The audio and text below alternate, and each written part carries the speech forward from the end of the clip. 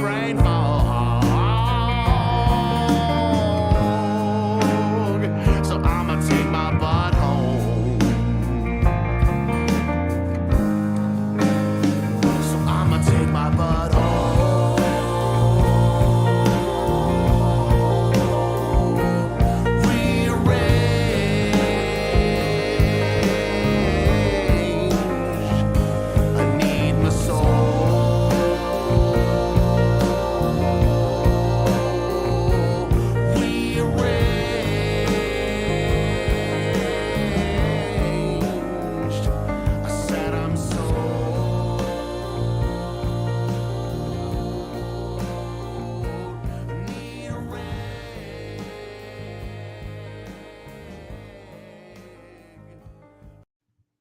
Hello, everyone. How are you doing today? Let's make that small. I'd like to welcome you to the show, but first, I want to just ask you guys to keep our friends in the Carolinas, Eastern Tennessee, Georgia, and Florida in your thoughts and prayers because, man, they've had it rough the last couple of days. Have you seen some of the footage coming out of Eastern Tennessee and the Carolinas? It's crazy up there. They're not used to getting storms like we had come through this week. So just keep them in your prayers. I have several friends who live in that area. I've reached out to everyone that I know there, and everyone is safe. There's only one person that hasn't gotten back to me yet, but I know him and his family, and I think they're going to be fine. They probably just don't have any way to communicate right now. So just keep everybody in mind that have gone through it this week. Like you guys know that I have my friend Frank and Might Be Wrong in Florida. McConnell too. McConnell doesn't come around very much, but he's a close friend of mine too. And they got hit pretty hard in Florida. And then of course into Eastern Tennessee, where I know a bunch of people, and Western Carolina. So keep them in mind. Hello, Erica. Thanks for coming in person. 1122. I appreciate you being here. So today we're going to talk about Sarah Boone. I assume if you're watching this true crime channel, you know who Sarah Boone is. But since I haven't spoken about her before, and her trial is starting next month, I believe on the 7th. I heard two different dates. I heard on the 7th and on the 9th. I think it's on the 7th because I think the 9th maybe was a typo or a misprint, just because trials usually start on a Monday, right? And that's a Monday. So I wanted to go over the videos that came out from this case, especially since just this past week, she tried to get this evidence suppressed in her upcoming trial, which is crazy to me.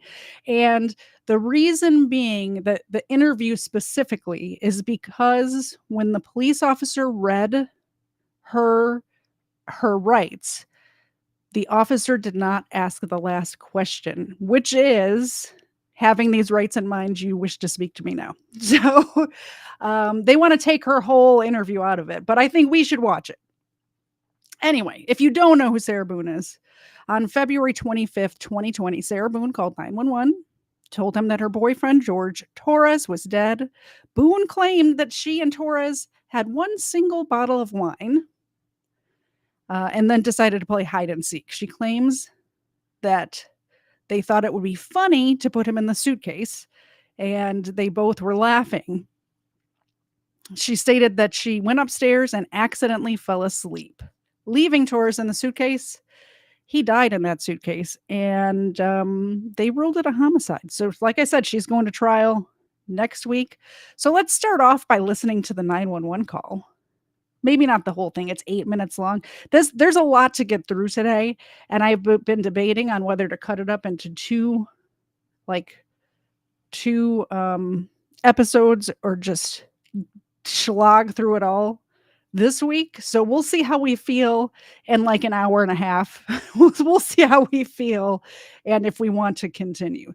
But let's start off by playing this 911 call for you guys.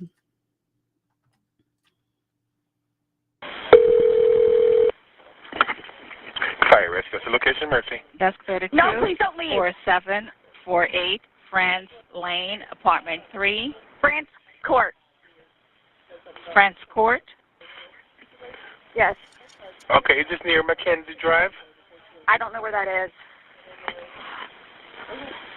Okay, fine, okay. It's Hillwood Park Apartments.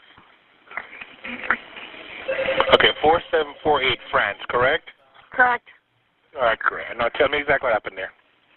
My boyfriend and I were playing last night, and I put him in his case and we were playing.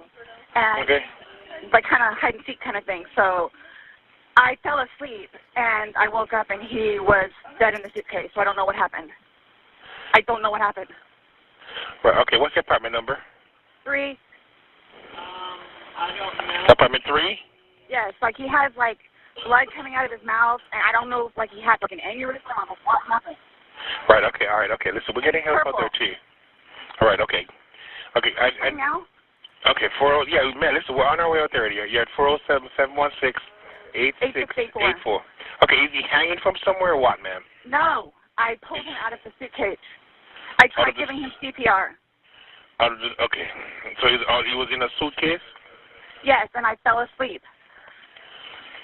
Okay, how old is the boyfriend, ma'am? 42-year-old male. All right. Okay, we're sending help out there. Sheriff's on the way out there? Yes, I'm ma'am. sorry? Yeah, okay. All right, listen to me. Okay, I just need to confirm this. All right, I understand. I just need to confirm this. Is he awake at all? Is he conscious at all? No. He's purple. Is he breathing? No. All right. I need you to get him on the floor, flat on his back for me, okay? I did. I tried giving him CPR. I want you guys to pay attention how she's resisting doing CPR on this man that she just caused the death of, allegedly. I tried giving him CPR. Yeah, okay. But nothing happened. He's purple. Okay, listen to me. There's a defibrillator available. I need you to get it for me, okay? What is it? You have an AED available? No. All right. Do you right by him now? I'm sorry? Are you right by him now? Yes. Okay. Lay him flat on his... Okay, ma'am, listen. So is he cold and stiff? Yes. Okay. Well, he's not necessarily cold, but he's stiff. And Right, he's okay. purple. All right, listen to me. Listen to me. I want you to lay him flat on his back for me on the floor. I did. Removing the pillows. Okay. Yes, I did. All right, okay. He's stiff and purple. Right, okay, listen. Okay, man, that's fine. We're still going to do compressions on him, okay? All right? Place the heel of your hand on his breastbone, right in the center of the chest, right between the nipples. Yes. Put your other hand on top of that hand. Baby, I'm telling you. Just by looking at him, you can tell. Okay. Please. Okay, he just gurgled. Okay. Listen to me. By the way, that happens a lot with people who have passed away, is that when you move them, air escapes from their lungs. So they, whoever is responding to it thinks that the person is still alive. But I've seen this happen in a couple of other cases where the police or somebody get there and they think that the person is alive because the air escapes from the lungs when they're moved. But they had actually passed hours or even days earlier. Thank you very much for the gifted membership, News Now Enemy. You know what that means. I'm going to have to wake Xena up. I'm going to have to do it. Xena, do you want a cookie from News Now Enemy? I think she does want a cookie. Here goes, Xena. Oh, there you go. That's for you. Ava, on the other hand, is ready. She is ready. Here you go. They are good girls. Thank you so much for the gifted membership, and welcome person 1122 to the membership club. We are doing game night next Saturday, by the way. So a week from yesterday, we'll have game night. Look out on the community page, the community post page, and the members, I'll post it as members only, the link to join next Saturday at 8 p.m. All right. I want you to place the heel of your hand. Okay, right between his chest, right between his breastbones. Yes. Put your other hand on top of that hand. Yes, we want to pump his chest to me hard and fast, going to this twice per second. I'm doing it again. Okay, no, just keep on pumping. That's all you need to do for me. Keep on pumping his chest for me. I don't need you to stop and talk or anything. I just want you to count out loud for me, okay? 1, 2, 3, 4, 5, 6, 7, 8, 9, 10, 11, 12, 13, 14, 15. This is nothing. Okay, ma'am, just keep on pumping his chest. That's all you need to do for me, okay? Yes. Come on, please. Hurry up. Okay, ma'am, they're driving here as fast as they can. Okay, don't stop to say hurry up. Just keep on pumping and counting. I'm still doing it while I'm talking to you, okay? Okay. Still doing it. All right, just continue pumping his chest. Count on us. I can count with you. 1, 2, 3, 4, 5, 6, 7, 8, 9, 10, 11, 12, 13, 14, 15, 16, 17, 18, 19, 20, 21, 22, 23, 24, 25, 26. I'm gonna skip ahead a little bit. Like, what happened? Okay, ma'am, just keep on pumping his chest for me, okay? They're in the parking lot. They should be up there shortly, okay? Yes.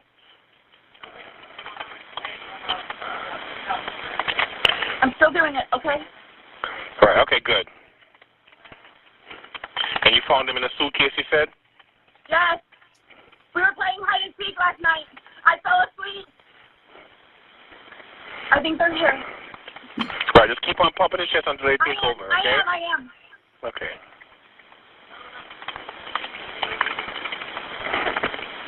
I am. Okay.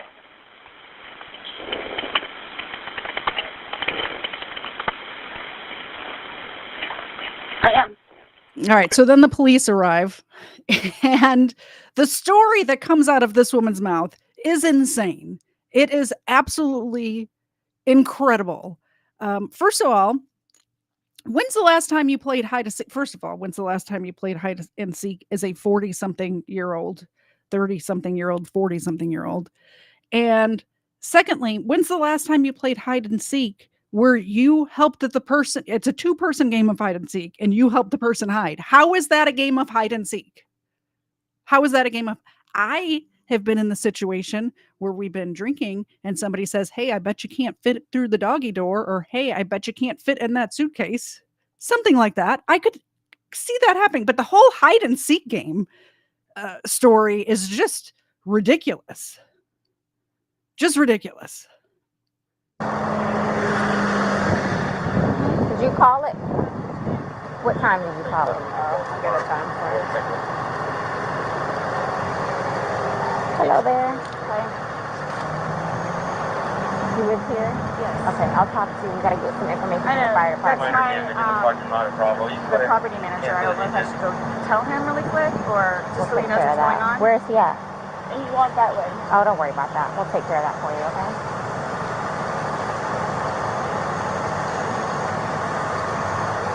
By the way, I did fit through the doggy door in that situation I was talking about. I had a cigarette there. I'll get it for you, okay? Wait 1 second, okay? I really need something to drink. Okay, I got my Dr. Pepper on the counter. okay, we'll take care of you. Give me 1 second. It's Armando. I got a black shirt. Put the time Thank you very much. that you called it. Yeah, I put that right there. You got the time you called it? Okay, perfect. Yeah, You can't go back inside. What's going on? Who is he to you? Boyfriend? Yes, for like 3.5 years. What happened? He and we drank last night. We had a. Can you pass this to the around to the FD guys? Stop. They need to sign that for sure. They're with me, so they're not. Oh, they're not leaving? I Okay. think I'll walk around. No. Each of them has to. Cause this might be a real scene. So each of them has to put their name. Normally and we all initial. I just put everybody. How about the insight of that officer right now? She's doing everything by the book. Right when she gets there, she said, because this might be a thing. She's absolutely right. It was a thing. It was called in like it could be an accidental death or an overdose or something like that. But she meets Sarah Boone for 2 seconds and is like, no, we got to do everything. We got to do all the paperwork, cross all our T's, dot all our I's, because this might be a thing. Very good insight from that female officer.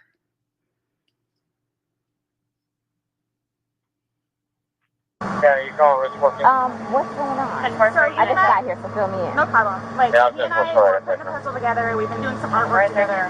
You are putting a puzzle together? Yes, we have a puzzle that we started in there. Okay. We've been doing art, taking stuff off the wall to make new art put up there, like having a good time with one another. But we're drinking. We had a bottle of wine last night. Okay. Fine. So then it's like, we decided to play hide and seek, right? Okay. So he gets in the suitcase, okay? Who is this guy? That's my ex-husband, my former husband. How did he lives here with you guys? No, I called him over here. Okay. Okay. I didn't know what to do. Okay. I didn't know what to do. Okay. So then he came over here. Here, let's talk in private, okay? I called you guys. Mm-hmm. I tried giving you CPR. The problem is I fell asleep. I fell asleep When did you do CPR? this morning when I found him. Before you called? Yes. It's 1 o'clock right now. I tried. I was awake, but I actually got out of the bed at like 12:30ish, whatever. So I came downstairs, and I was like, "Oh, he's in the suitcase still." And that's when I found him. And I don't know, Elizabeth, how you don't know about this case. The trial starts on October 7th. I'm telling you what, it's a great case. This woman is like batshit crazy. took him out. I tried doing CPR, and then I called him, and then I called you guys. Did he get here before the fire department got here? Who? Your husband or your Yes. ex-husband? Yes. Okay. Where does he live at? Right down the street. Okay. So you were playing and who zipped him up in? I did, but then I fell asleep. Okay. You're okay. I wasn't here. I'm just trying to figure out what I happened. fell asleep, so I don't know if he suffocated or like had an aneurysm or a heart attack or What what. kind of medical conditions does he have? None that I know of. Nothing that you know of. None You that didn't I take know any of. medicine No. last night? No. No medicine. All we had was a bottle of wine. Literally, just a bottle of wine. Okay. Doing puzzle artwork. Then we decided to play hide and seek. That's all that happened. Okay. So I don't know if he had a heart attack or what in there. Like, I don't know what happened. So how long were you doing CPR on him prior to you calling 911? You tried that all morning? Yes. Okay. And then I called him while I was What doing time CPR. did you start? Probably, give me a rough ballpark. Here, let me fill this deputy in, okay? Please, may I have my Dr. Pepper? I am Hold on, so one second, cottonmouth one right second. now. The reason why she's so cottonmouth right now is because she's hungover because she drank more than a half a bottle of wine. Just watch as this video goes on. Not only is she begging for her Dr. Pepper, so she's craving that the sugar and the liquid, but it gets so bad she ends up drinking out of the garden hose in here in a few minutes. And yes, I did say October 7th, News No Enemy. And in case any of you are unaware, that is also News No Enemy's birthday. Ma'am, and you can't talk to him until we get done Okay, with fine. this, okay? Just don't leave, okay, Brian? Thank you, ma'am. Well, Appreciate it. Thank you. I'll get Lucas. I know. Do me a favor. Stand over there by that car. Give me 1 second.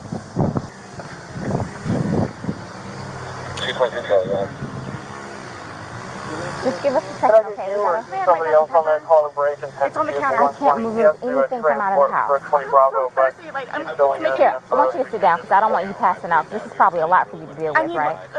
Sit. Ma'am, I some don't. water. Just water. I can get you some water, okay? Just I want you not on your feet because I don't want you passing out on me. Generator call. I need water.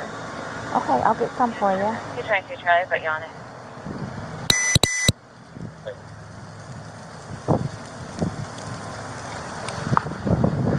Hey, how are you? Okay, so you don't live here in this house. No.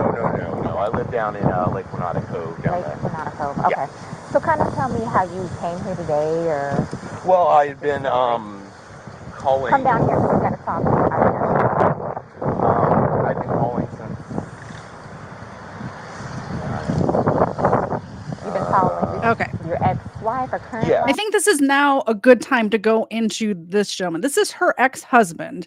And according to the divorce papers, one of the reasons they got divorced is because they had a child together. And as soon as they ended up having this child, she decided she did not want that lifestyle and would go out to the bars every night. She at one point left her child home alone to go to the bar that was across the street. She brought random strangers home from the bar while her husband and child were sleeping in the house. They ended up getting divorced because of her need to be out at a bar and be drinking basically all the time. She would be in the care of the child and be just wasted drunk, like slurring her words drunk, and he had had enough of it. But she still ended up with the visitation rights. So she still he still has to give this child over to her, knowing the type of person that she is, which is just horrible for him. And she ends up locking her boyfriend that she's living with in a suitcase, ending his life. And the first person, before she even calls 911, she calls this guy. I feel so bad for this man. Yes. Okay. No. Ex-wife. We've Okay. been divorced about a year and a half. Charlie 220 Bravo. About 11:30 is when I started calling to find out, because this is supposed to be her day. Can you To give me her child. 1764, please? Okay. She's generally not very good about always doing it. She tends to drink. They called back and said She she has was a bit of still a there, problem or she came back. So I was calling to find out if she was going to be getting him or not today. From school. Yes. Okay. Yes. So I started calling like 11:30, called every half hour or so, and then She was back inside the I lobby. finally got a hold of her at 12:49, which is when she told me what was going on and if I'd come over here. So I came over. She called at 12:45. Yeah. Okay. Or 12:49. 12:49. Got over here, told her she needed to call 911, get somebody over here, and then basically she said she needed to go outside, have a drink and a cigarette. I walked back out the house because I didn't really want to Who be called? there. Did you call or did she call? Well, I called. She called me back when I was on my way to make sure I was coming over. But I called her Give me 1 initially. second, okay? But I called her Do initially. you have water in your car by any chance? I don't think so.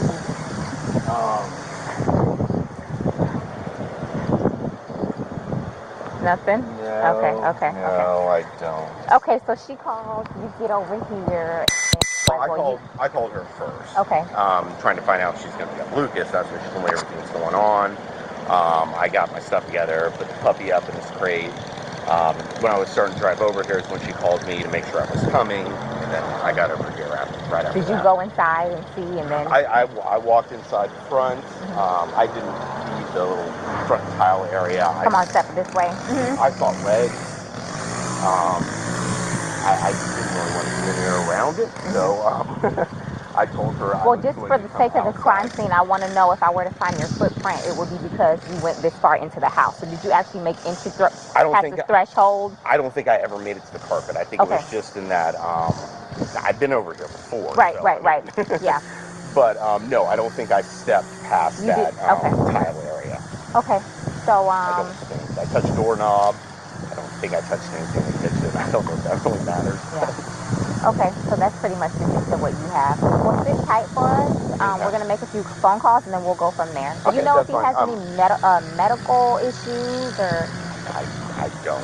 Okay, but you've met him before? I've met him before, yes. Okay. Yes, they've got a whole fun history. Oh, really? Oh, you guys have been called over here twice. For the two of them? Yeah, he's been arrested like 5 times against her, so. Really? Okay, I'm not familiar with So, I haven't been here personally. So they have he's currently on parole because of it, so. Because of domestic violence with her? Yes. Oh, okay. Yes, from last time he got, whatever it's called, retrial something or other. He had to go to a domestic violence class. Okay. I know he was doing it, a parole officer, stuff like that. But I mean, like, every time she'd have him arrested, the next day she was trying to get him bailed out too. So I don't know what it is. Oh, she's getting water from the tap.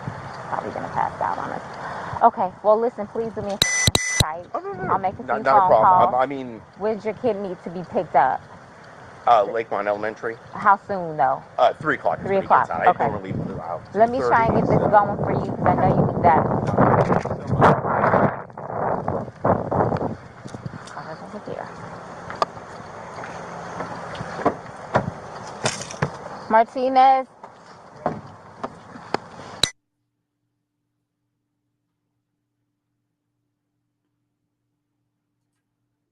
How long? 3.5 years. Living together that whole time? Yes. Okay. And your last name? Boone. Spell it. Boone. First name? Sarah. Sarah. Birth date? 10-10-7-7. So you've had a second to kind of collect yourself. Tell it to me again. You guys were playing last night, drinking a bottle of wine, Putting puzzles together, doing doing artwork. puzzles, artwork. Okay. Had a bottle of wine and then decided to play hide and seek. Mhm. So he What gets, time was that? Do you remember? I mean, I know that I was in bed probably by like what, 12:30? Okay. Well, I went upstairs at least and I fell asleep. Okay. Forgetting that he was So in you the guys were suitcase. playing the hide and go seek. Yes. And at some point you put him in the suitcase? No, he got in the suitcase. So he thought it would be funny to be put in the suitcase. So I was like, okay, well, I'm going to joke with you and I'll zip you up and make him, squirm a little bit, whatever it is. But then I felt Hilarious joke, by the way, right? Locking somebody in the suitcase. Wait till we get to that video, you guys. I mean, oof. Just wait. asleep. I fell asleep. Where was the suitcase? Right You where got it in is. it. Right down there? Yes. You zipped him in there. Yes. Thought it would be funny, a little It joke. was. We both were laughing about it. Okay. And then I fell asleep Where did you fall asleep at? upstairs. In your bedroom? Yes. Okay. Totally forgetting that he was in the suitcase still. Okay. And then you came back downstairs? This morning, or this afternoon, yes, when I got up. Ballpark, what time? 12:30-ish. I was awake, but I totally forgot that he was in the suitcase. He can tell you there's a lot of things that we have been going through. Jobs, Yeah, he did tell me. some life, domestic all that stuff. good stuff. So I just totally So you forgot. began to do CPR on him? Yes. Yes. About And he what time gurgled. this morning Like he did you gurgled. start doing that CPR? No, it was the afternoon. It was afternoon The because afternoon? I was awake, but then I finally decided to come downstairs at like 12:30-ish, whatever it is, and I was like, I forgot he was in the suitcase, and he wasn't moving, nothing was happening, so I unzipped him, took him out and started doing CPR on him. He was on his way over here. I called you when he got here. Once he got here, you called us? Yes. Okay. And air was coming out, and he was gurgling, but I could just tell by looking at him. But you knew how to do CPR, you were doing that on your own? Yes. Okay. And then All the right. person that was on the phone with me also, I counted with him doing it. And he's got no medical? He doesn't take any medication? I don't know. I don't know medical-wise. I know he doesn't take any medications whatsoever. Okay. The only thing, like I said, I don't know if alcohol had something to do with it, but we had a bottle of wine. Okay. All right. Cheers. So do you guys think maybe she's shaking because she hasn't had any alcohol yet this day? Do you think I've been around a lot of drug addicts, but not a lot of alcoholics. Do any of you have experience with that? I know one of the symptoms is getting shaky, but if you have experience with that or know somebody, is that how it works? It seems like she was wasted the night Can I before. have one more sip of water, please? Yeah, go. Denver Signal 29, residential, audible, 13023 Island Bay Drive. I'll do what I can to get you a cup, because I don't want you to have to keep doing that. Maintenance didn't have the proper cancel the indication to the front door. Right to that 1325.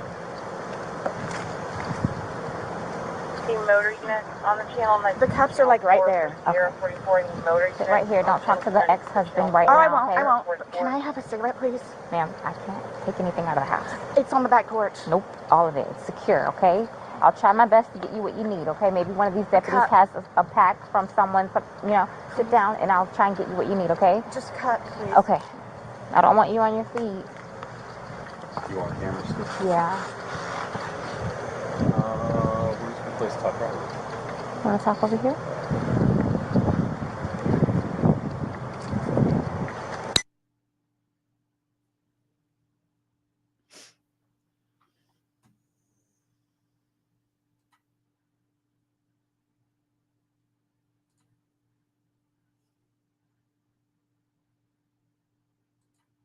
So I guess we're in agreement that it's a combination of nerves and alcoholism is what's causing her to shake. Let me fast forward a little bit till we get sound back.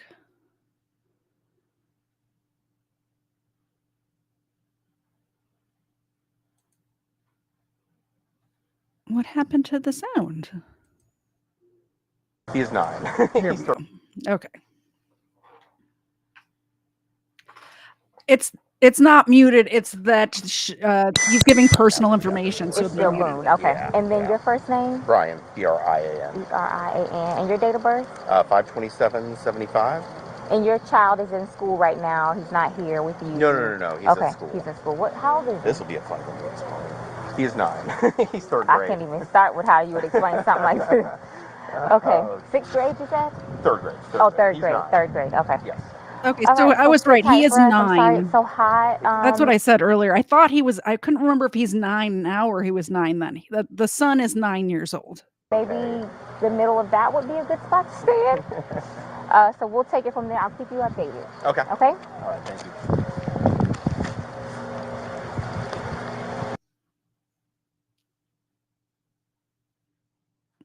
And the reason I'm skipping ahead a little bit is just because this is a 41-minute video and the actual police interview is like an hour and a half, and I don't want to be here all night. Although I would love to hang out with you guys all night. I don't know why the sound is like in and out on this. I don't like it. It makes me have to filibuster. Come on, Law and Crime Network. What are we doing with the sound? It may have been the way the police department released it, you know? I don't know how to explain it to you. It's okay. You don't have to. I don't know how to. I'm just waiting for whoever, so. I could tell you this. I'm going to be here just as long as you are. Including my... It's going to be a while. I'm welcoming this breeze right now. It's kind of warm. All right? So just bear with us. I know. All right? If you could, like, give me whatever updates or anything that you know of, that's just how I work, so I know, like, kind of what... Well, let me look at my computer, see.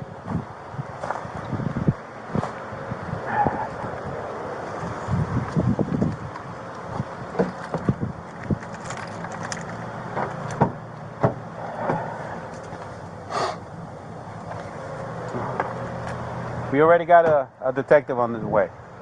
He's on the screen. Okay. I think you're right as well, as Elizabeth, because we'll hear in the video that she took on her cell phone that night when he is locked in the suitcase. She sounds like I don't even drink hardly ever. And I don't sound as drunk as she does after having 2.5 glasses of wine. I don't sound that drunk. And I am a lightweight, and she drinks every day, as far as I can tell, allegedly, in my opinion.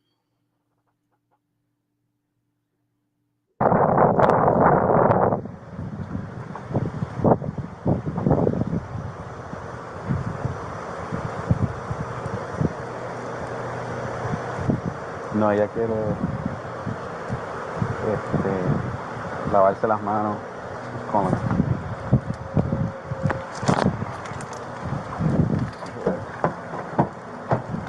Tony, that's my corporal. Let me pick it up. Okay, we're skipping ahead a little bit more until they go back and talk to her. We'll address all of that, okay, before we leave. Okay? This was... Okay? Okay. Thank you. Just stay seated, okay, Sarah? I know you're panicking, okay? Just relax. We'll come and talk to you. We'll keep checking on you.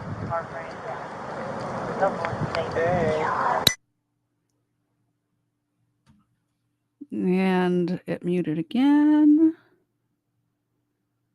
Okay, let's go to the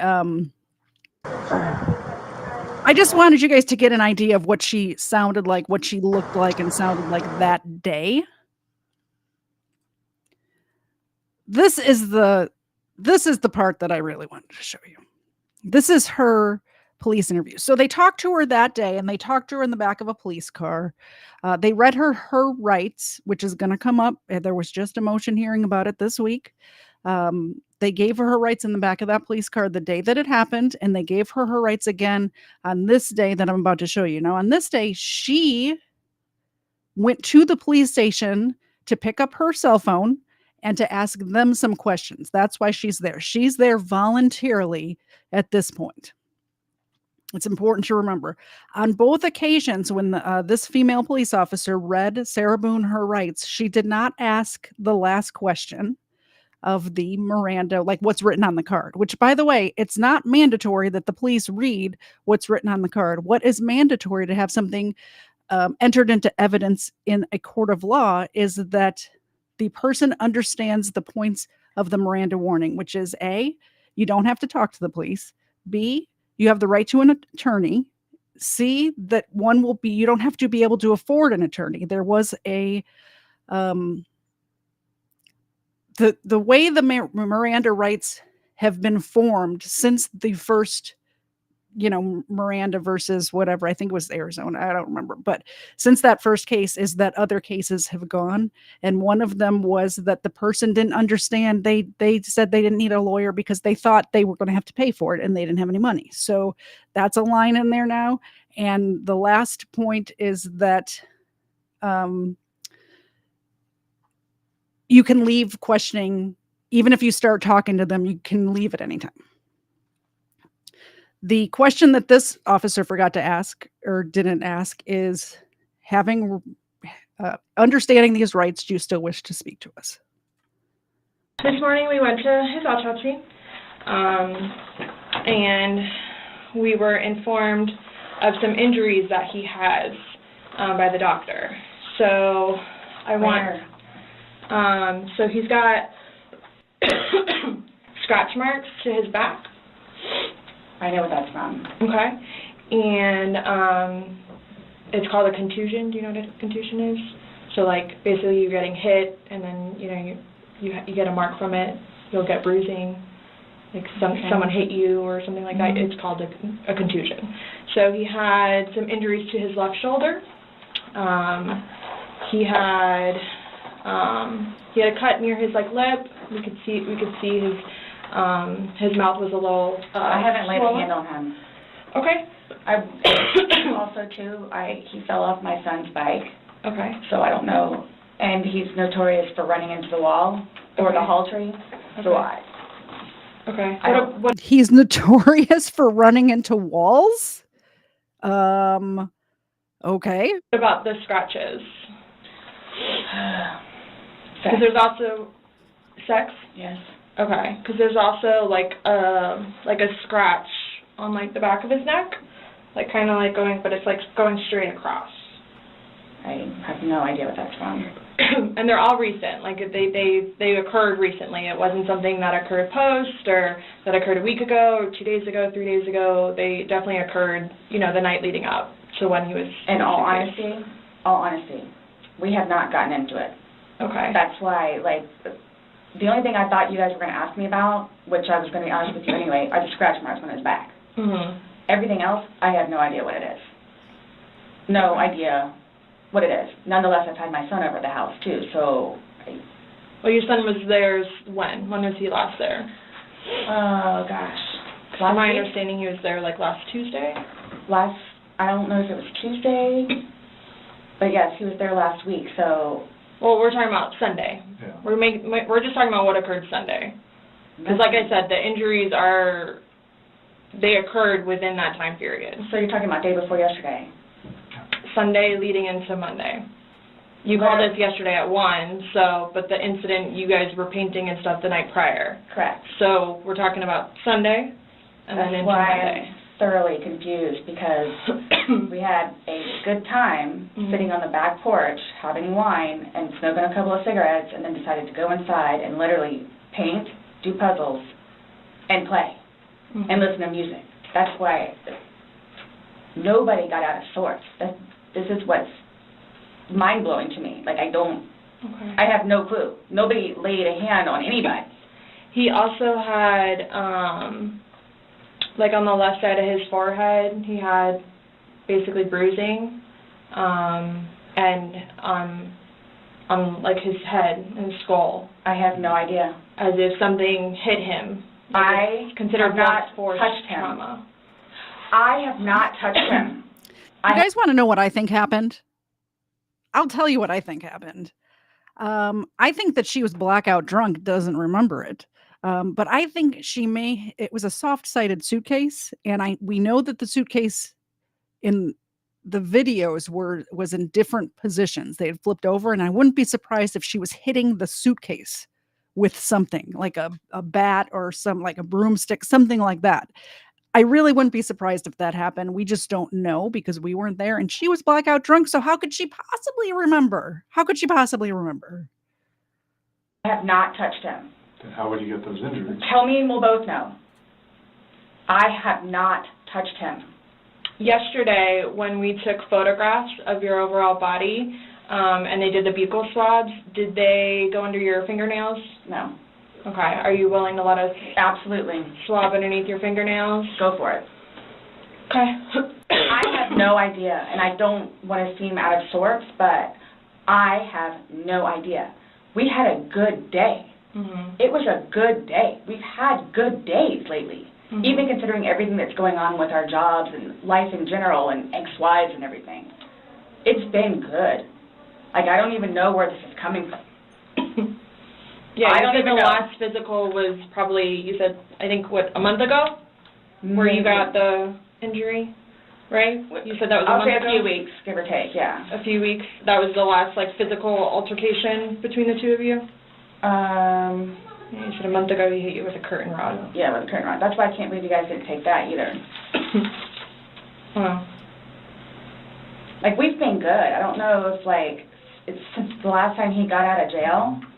Like, we've been good, and he's been having his classes and seeing his probation officer, who's amazing. So... What do you mean by good? What's your definition of good? The probation officer? No, you said you guys have been good. What's your definition? I've been good. I don't think you all understand. He comes at me all the time. He comes at me. So it's either I flee or try to go upstairs and go to sleep.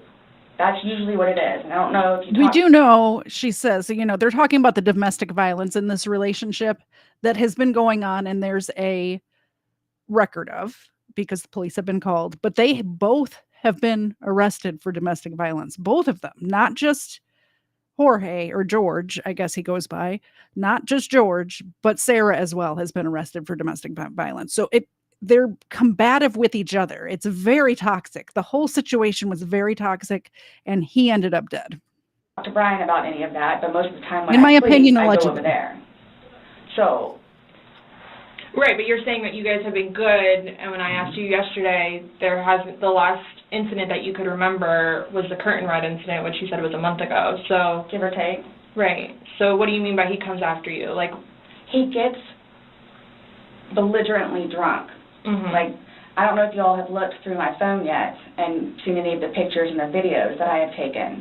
And at one point, I started documenting everything. Okay. So you all will see in my pictures bloody fingers, split foreheads, he split my nose. I've got this. Right. I don't know if Brian told you about it, where I had to have almost I had one really bad surgery, but then it got really, really, really, really bad, where I had to go like 4 or 5 more times afterwards for them to tend to it, from him poking me in the back of the leg. Right. So it's... Then why are you still with him? Everybody asks me that. When I tell you guys this, I really love him, like I do, and I feel like I can help him. Like, I feel like I could help him, which I did, because he came a really long way from where he was in Philadelphia to moving back to here and to dealing with everything else that he's been dealing with. I've really helped him. I've bailed him out of jail, 3 times. I've gone to every single hearing and every single arraignment, everything that I did for him. Gone to see all his public defenders, go to the state. I've gone to the state. I did everything for him because I'm trying to help him, because I had hope in him. And he was trying. He was really trying. And then he starts to think about things, and I think he gets overwhelmed, and then it's like, the next thing I know, he's drinking. So it's like, oh man, I know where this is going to go, so I'm going to go upstairs and read a book, or I'm going to go for a bike ride, or I'm going to do something else, where I don't want to drink. I don't want to drink. The occasional wine, whatever, or if it's a weekend, that's when you have a good time. You don't have to wake up the next day. I have to wake up the next day and do things. I have to tend to Lucas. I have to take him to school. I have all this stuff to do. He doesn't know how to, I guess, maintain himself, where I can do 50 things at once and still know the 50 things more prior that I need to get done. he can't process like that. He didn't process like that. So he would literally, not literally, but have smoke coming out of his ears. So the next thing you know, he doesn't want to deal with it. I'm going to go get something to drink. So the majority of the time, I would hang out outside or do something else because I don't want to drink. His job broke his heart, and it made me sad because he had so much pride in his job.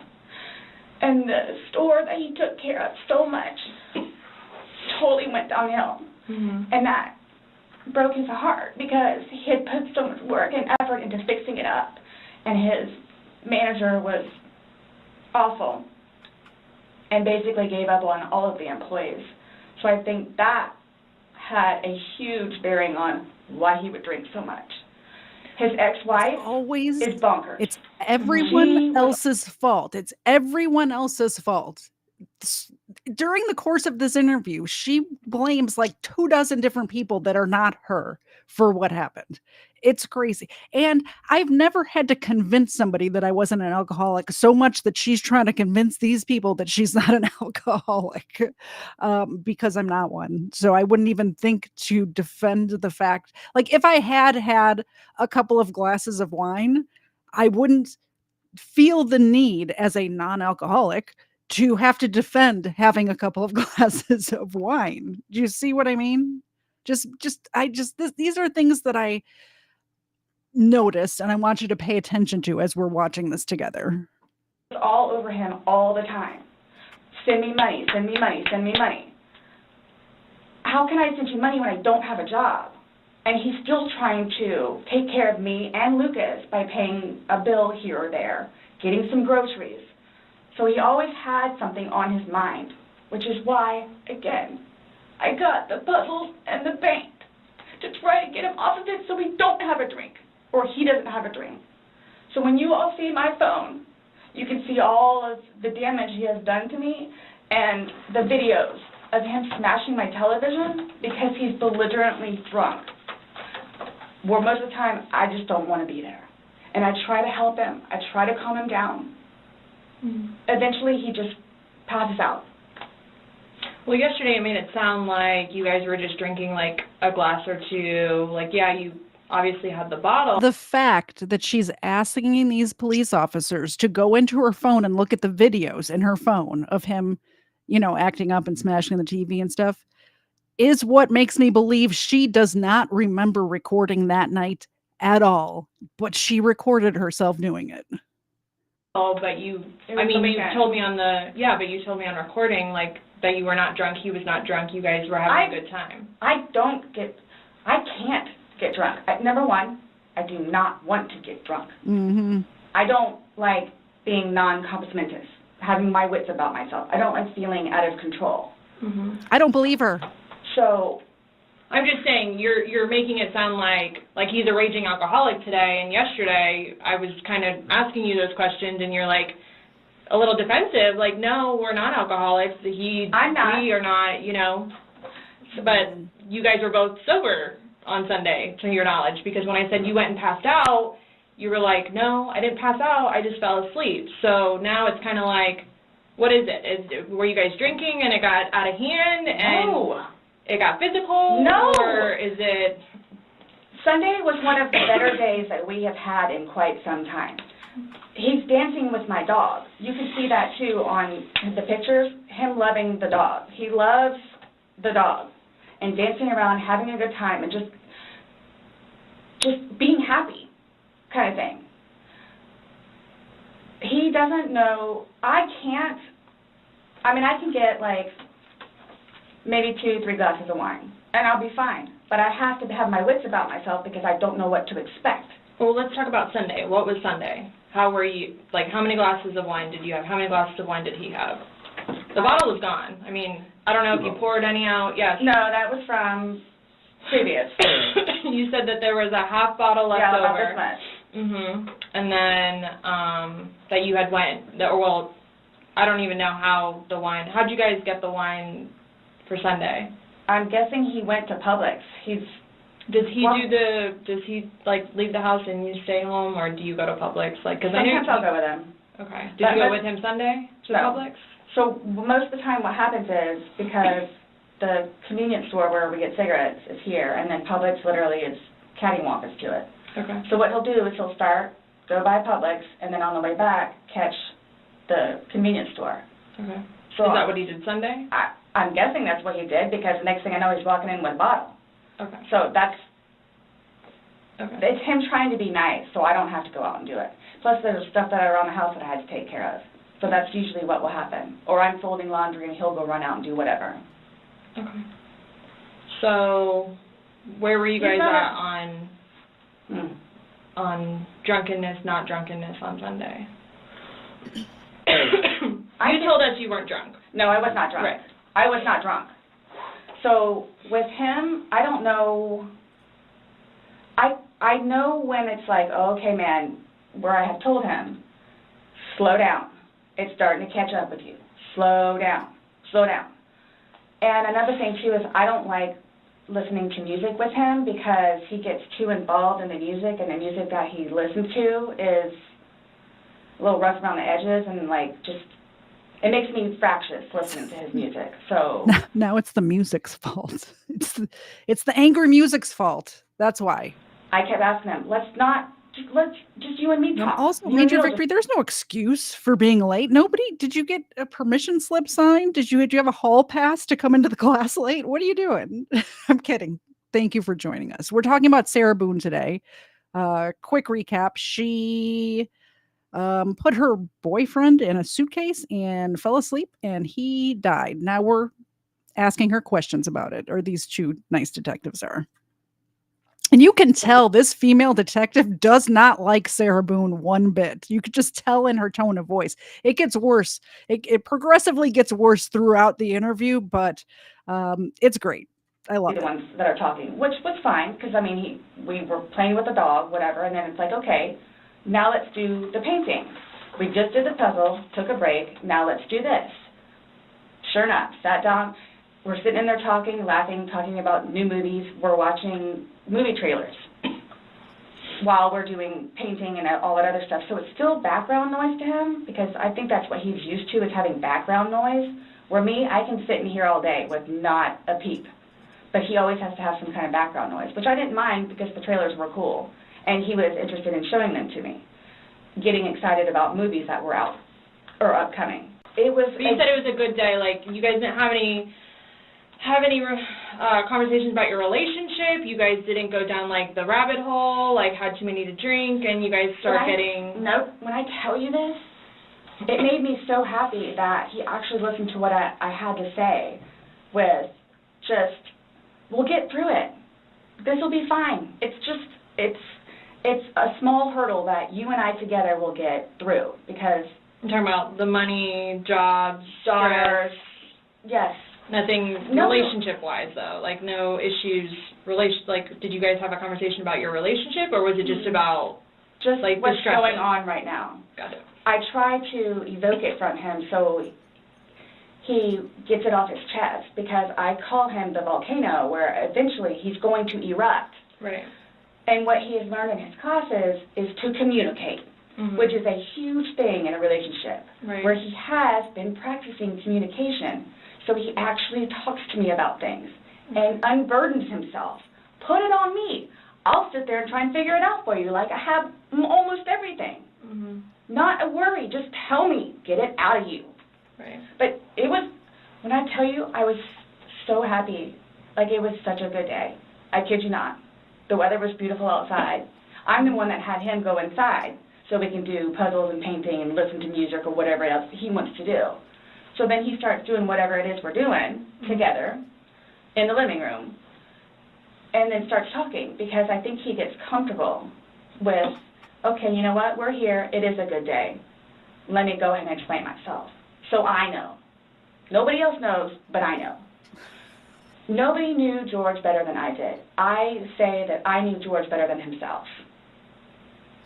And I tried in every way, shape, and form. Ask everyone. I helped him. I took care of him. I miss him a lot, and I didn't even sleep last night. I miss him a lot.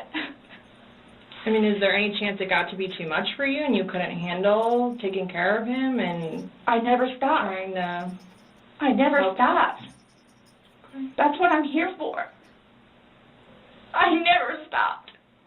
I'm here now because I'm still trying to help him.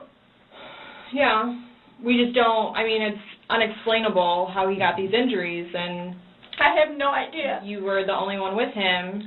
100% right hand We'll see the suitcase as soon as the interview's over. I have that video queued up as well.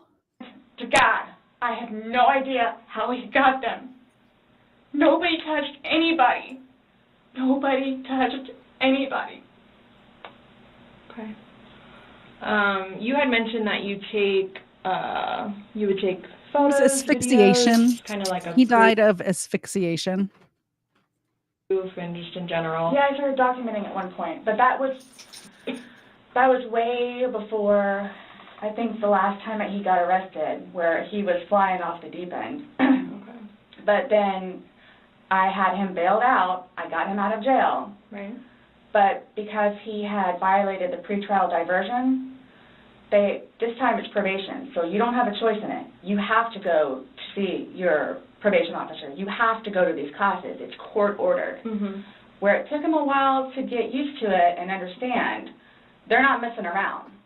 I even went down and met his probation officer, which I say she's wonderful. That's one of my questions, too, I need to talk to you about. Hugged me and said how much she knows that I take care of him. She called me personally one time when George was at work, when he was working. 42-minute phone call. She and I just saying how grateful she is that George has me. And she knows how hard I'm working to help him, just as she is and just as the classes will. So once he started actually going on a regular basis to the probation officer and then to his substance abuse class and his, I don't know what BIP stands for, Matters Intervention Program, and actually listening to what it is everyone had to say, he changed. Like I could see a change in him, where before lashing out, he would think about it. And would always come home and show me his papers, and we would look over his papers together, where it's like, wow, you actually are learning this in class? And some of the stuff that they would show them, like videos, he would come home and be like, Sarah, I'm so sorry for what I've done to you. Because for a video that he watches to make him feel that way, where it's like, oh man, I have done her wrong. But he's changed. He changed. And that's why you're still with him, even though he's done all these things to you. And when I tell you I love him, I love him. Boone, when you love somebody, you have limits. Everybody tells. Thank you very much, News Now. Enemy for the super chat. We'll get Xena first. Hey, Xena. And the camera hawk's back. All right, I scratched that. Ava's going first. Here you go. Look at those eyes. How can you resist those eyes? I can't. I know I can't. There you go. All right. Where's Xena? Xena, come over here to your spot. Come over here,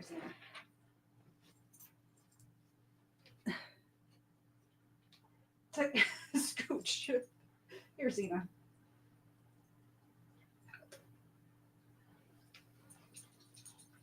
Thank you. They appreciate it. I appreciate it. We appreciate it. Tell me that. All my neighbors don't tell me that. The office property manager. At some point, somebody gets enough, then they have to do something to defend themselves. I would just flee, and I don't know if you would like to see on my phone, or I think it's actually on a laptop. I actually, because, and you have to understand too, I have, like, prior to classes in PO, kicked him out. How many times? I had him arrested. How many times? But you also went down and bailed him out. I know. The next day. I know. What's on your laptop? What was I going to tell you? Oh, previously, I actually looked up how to file a restraining order. Okay. Because I would take him out, his parents, because of them Constantly having to take him back in, his bags of clothes, all his stuff. The last time, the father came out and irate and just not even, I don't even know if he knew Lucas was in the car. Just opened the back of my car and just started throwing all his crap in, just throwing it. Like the car would jostle, he was throwing all his stuff.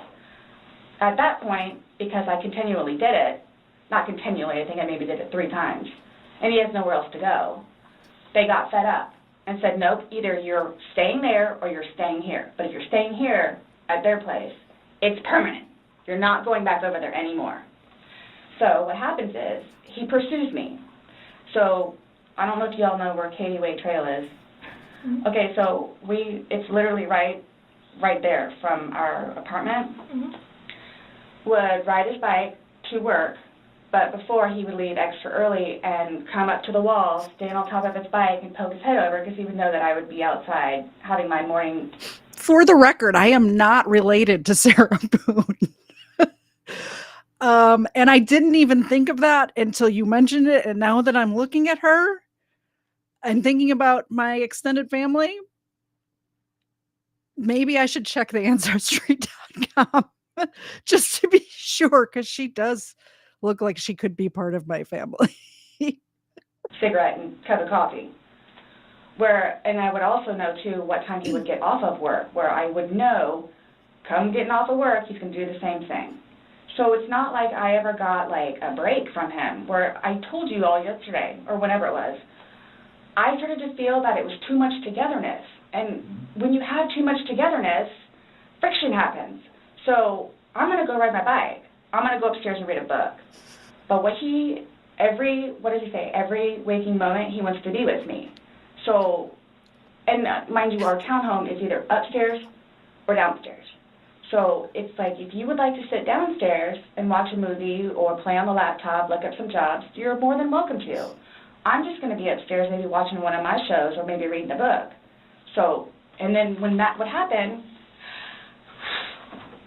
we really needed that. So what's for dinner? And then we would cook together and eat dinner and then crawl in the bed and watch a movie. Are you talking about this is like recent? I don't know, you kind of like lost me. Like what are you talking about? A little while ago. But now you're talking about tension building up and that you need space. So have you been feeling that way lately or? No. Okay. No. Okay, my thing is too, so you all know, I hate that you can't talk to her, but Dee, his ex-wife, when I say a monster, she's a monster. Like it does. Oh, she's the monster. The ex-wife is the monster, not the person who killed the dude. The dude's ex-wife is the monster. Her children from speaking to him. So he gets upset about that, and then she like completely berates him about money, about the father that he is, what he did to her. Parson, there are at least 3 people in this chat right now that, if I am related to Sarah Boone, are also related to Sarah Boone. All this other stuff. It doesn't matter. I mean, mind you, this has not like been recent, but which is why he didn't even bother calling anymore, because he knows that she's going to answer and he's going to have to talk to her, so therefore he can't talk to his daughter. The other time he talked to her, made her talk to Cookie.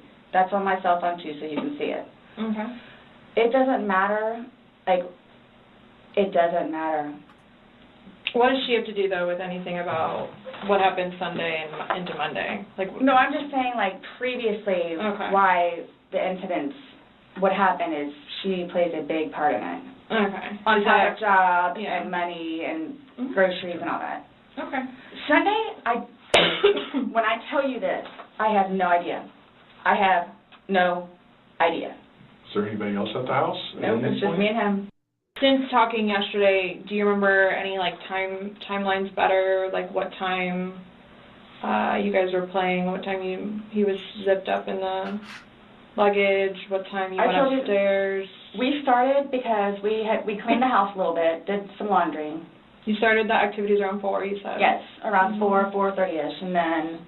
You just said that it was dark when you were playing hide and seek, and I'm just curious if you remember. But when we were outside, that's where we would start and talk about things, and then eventually I was the one that had him come inside. So we. About what time? Do you remember what time that was? Is what she's asking. And you said you went up to bed around midnight, fell asleep around 12:30-ish. But those are the only times I have. So I have 4 and I have midnight. So there's a big gap. So I'm just curious, like, if you recall when you went upstairs to hide in the shower, or like when we started to play hide and seek. Yeah. Well, we went inside probably about, if I had to guess, we weren't out there too long, maybe about 6-ish. Then You're talking about from hanging out outside and like. Okay. Well, we have 2 beach chairs that are out there. And just enjoy the weather. Gotcha. Plus, it started to get dark and gnats and mosquitoes. Yeah. So let's go inside. I don't want to be out here anymore. Okay. All right, let's go. So we're doing whatever. We did it for a while because that puzzle, I don't know if they took it or they saw it. Worked on the puzzle again, finished it, started to paint. Well, started to listen to music for a little bit, started to paint. Can we turn the music off? No problem. Start at the top, paint, whatever. Maybe. She doesn't have multiple personality disorder that I know of, but like I said, her trial is starting October 7th, so who knows what, they're gonna bring up at trial. Who knows? Well, we have it paused. Thank you very much, Erica, for the $2 super chat. Oh, it's not even pointed at either of them right now. I appreciate that very much. Did you guys see Ava try to take out Zena's camera? Did you see that a minute ago? It was a little crazy. Hey, Zena, Erica loves you very much. Ava's something else today. Something else. I don't know what it is, but it's something. Here goes Zena. All right, and one for Ava. Ava, shake. Thank you. Thank you, Erica. I appreciate it. In case you guys haven't caught on yet, at any time somebody donates to the channel or supports the show in any way, the doggos get a milk bone on air. So that's what's happening. My co-hosts, plural co-hosts. Zena's really the co-host. We all know that. You're all here to see Zena, not me. But yeah, if you support the channel, if you purchase anything from KDZ.com, if you super chat or become a member, any of that things, the doggos get rewarded because we appreciate it. Also, we worked on that for probably a good hour and a half. So 8 o'clock-ish is when you went to hide upstairs originally? No, that's when we were like painting. So then it's like, okay, well, I don't want to paint anymore. Let's just, come on. Okay, you want to play hide and seek? What he does is, okay, tag, you're it. So it's like, okay, we know. Okay, take off. Mm-hmm. That's what we did. And then you went upstairs, and then he didn't come up. All right, I'm going to leave Zena in charge for a minute and go refill my coffee. I'll be right back. You came down, and the suitcase was there originally because you guys were planning to do donations, so it was already there. Have you guys ever played you said you played hide and seek like probably 3 times in your relationship. Mm-hmm. When you have played, have you ever zipped him up in a suitcase prior? No. Okay. So it was just kind of like that prop was there, and it was there, and it was in play because... Why do you say it like that, though? I would never do that. You would never zip them up in a suitcase? Well, I mean, we were playing. No, I know, that but time, I'm talking about hide and seek, which is a game, so... The suitcase originally is in our closet, buried all the way to the back. If you, I know the CSI people saw our closet. Our closet needs to be cleaned out really bad. My son's clothes need to be cleaned out really bad because they don't fit him anymore, and I'm tired of looking at them. So he took it upon himself, including that suitcase, to take it downstairs so we can get all of our clothes, our donations and everything, and just leave the whole thing by the clothing and shoe thing at my son's school. Gotcha. No, I'm just asking, in the past, like, have you ever zipped him up in anything, jokingly or not, but obviously I understand, you're claiming that Sunday it was a joking matter, you were laughing, he was laughing, but what I'm just asking is in the past, like, is it something that you guys normally do? Absolutely not. Okay. We were actually this last game running out of places to hide because we have a townhome where it's upstairs or downstairs.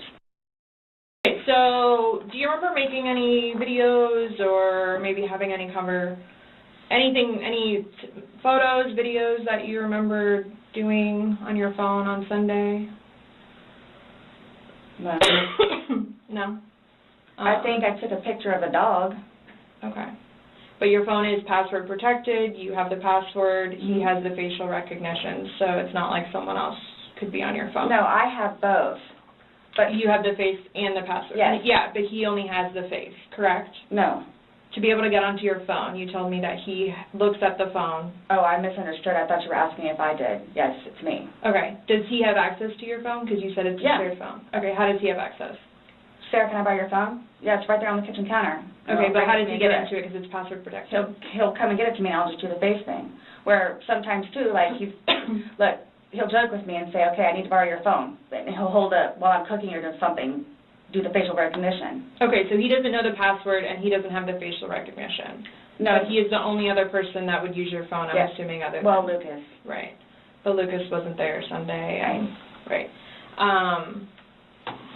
So, to your recollection, no videos on Sunday? Not that I'm aware of.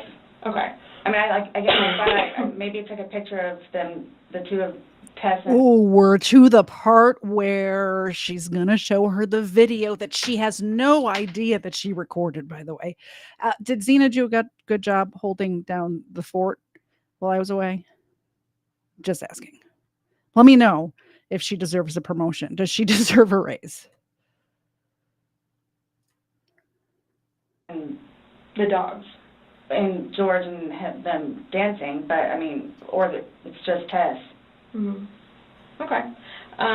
So I have something that I want to show you that we found, and it was from your phone. Mm-hmm. Can you see it? Okay, so while the police officer is showing her this, I'm going to show you what the police officer is showing her, and then we'll go back to watch her reaction to what she's seeing. Keep in mind, she has no idea that she recorded this video. And I don't usually do trigger warnings because it's a true crime channel. You all know what you signed up for. But knowing the context of this case, this is chilling video that I'm about to show you. Chilling.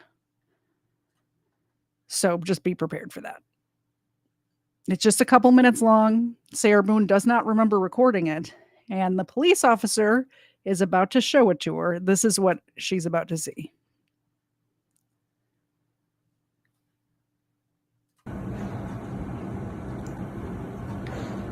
Sarah.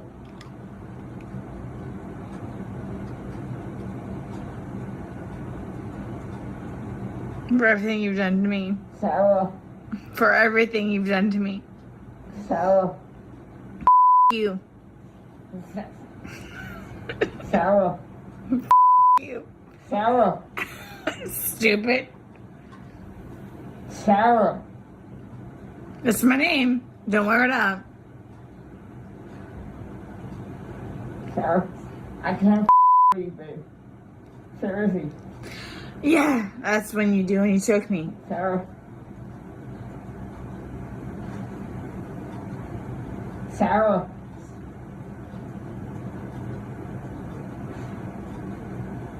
Sarah.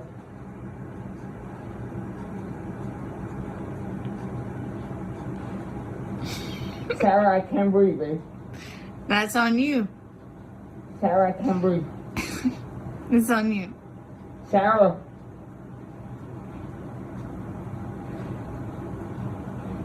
Real ransom. I want to get video for it extra. Because I got this. Sarah. Real ransom. Sarah.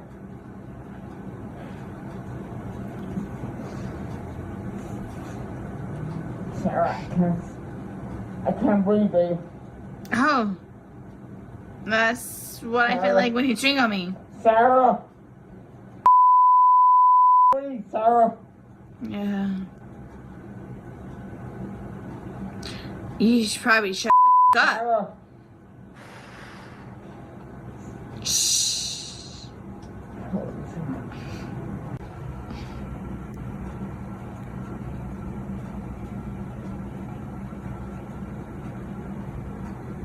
Sarah. I just want you to notice the second video flipped over just now, and the suitcase also flipped over. She claims she doesn't know how that happened, how it's in two different spots.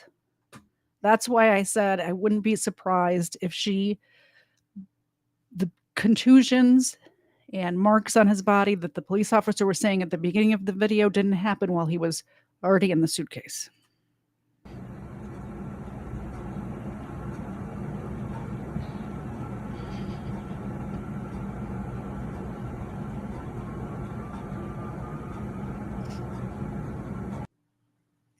So that's what Sarah is about to see, that she doesn't remember recording, because she asked the officer several times to look at her phone for other evidence. So I wanted you to see that, because in the police interrogation or interview, she's technically there on her own volition at the moment.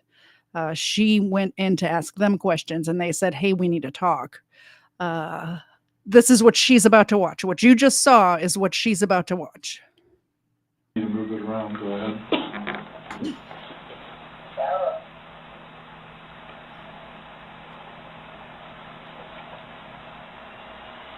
No, I don't remember that. For everything you've done to me. For everything you've done to me. Your battery's about to die. Shut it down. Oh, okay. Let me. So the laptop battery dies, but Sarah saw what's in that video. So they have to go find a charger, and she gets to watch the rest of it. But I thought that was interesting, and I'm wondering if the police officers did this on purpose, where her laptop battery died after her seeing the clip.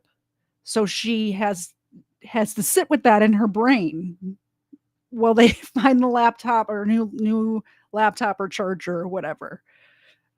If they did, genius, by the way, officers, genius. If it was a happy accident, that's fine too.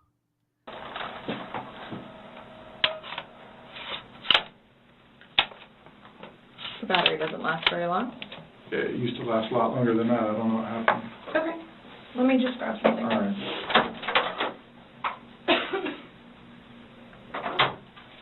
No, I was just simply asking because you had a look on your face when she asked you if you've ever done that before. You looked kind of shocked and...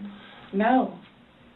Okay, but why did you say it like that? Like, I don't think you all understand who I am, where... Okay. Well, tell me. I mean, I've always been a straight-A student. I am an outstanding mother to my son. Okay. Couple of things here. Always been a straight A student. She's in her late 30s. Whether or not you were a straight A student, would you ever, in your late 30s, now I'm much older than my late 30s, but I'm thinking back to my late 30s, I couldn't imagine bringing up an accomplishment from high school to show what kind of person I am today. She's always been a good mother. No, there's court records documented that she was not a great mother. There's court records documenting that she brought strangers back to her and her husband's home with her child sleeping in the next room, who were all wasted.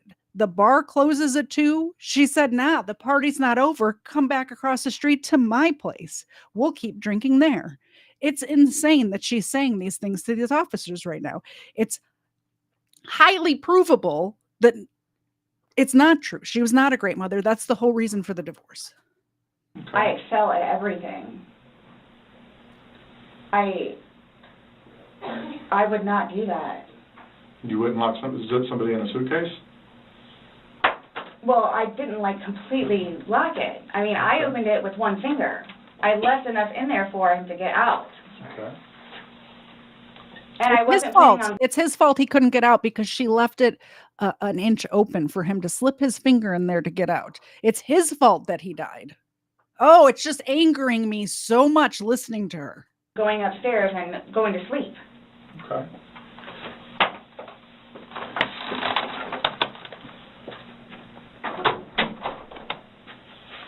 No, it was just the way you said it. You guys are scaring me. Why? Well, we just want you to watch this. It came from your phone. Don't you want to know what's on it? Yes, please.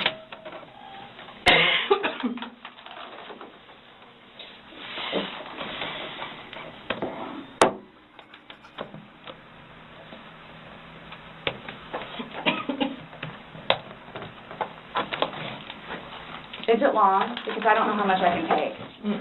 No. I don't know how much I can take. I don't know how to find her. Okay. So correction, she was 42 when this interview was taking place. 42.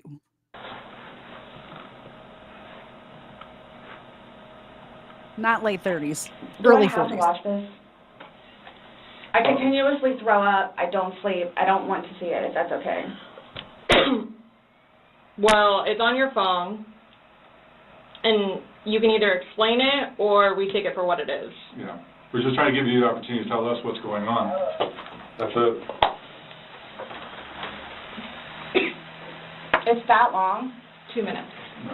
For everything you've done to me. For everything you've done to me. You. That's you, your voice. Stupid. That's my name. Don't wear it up.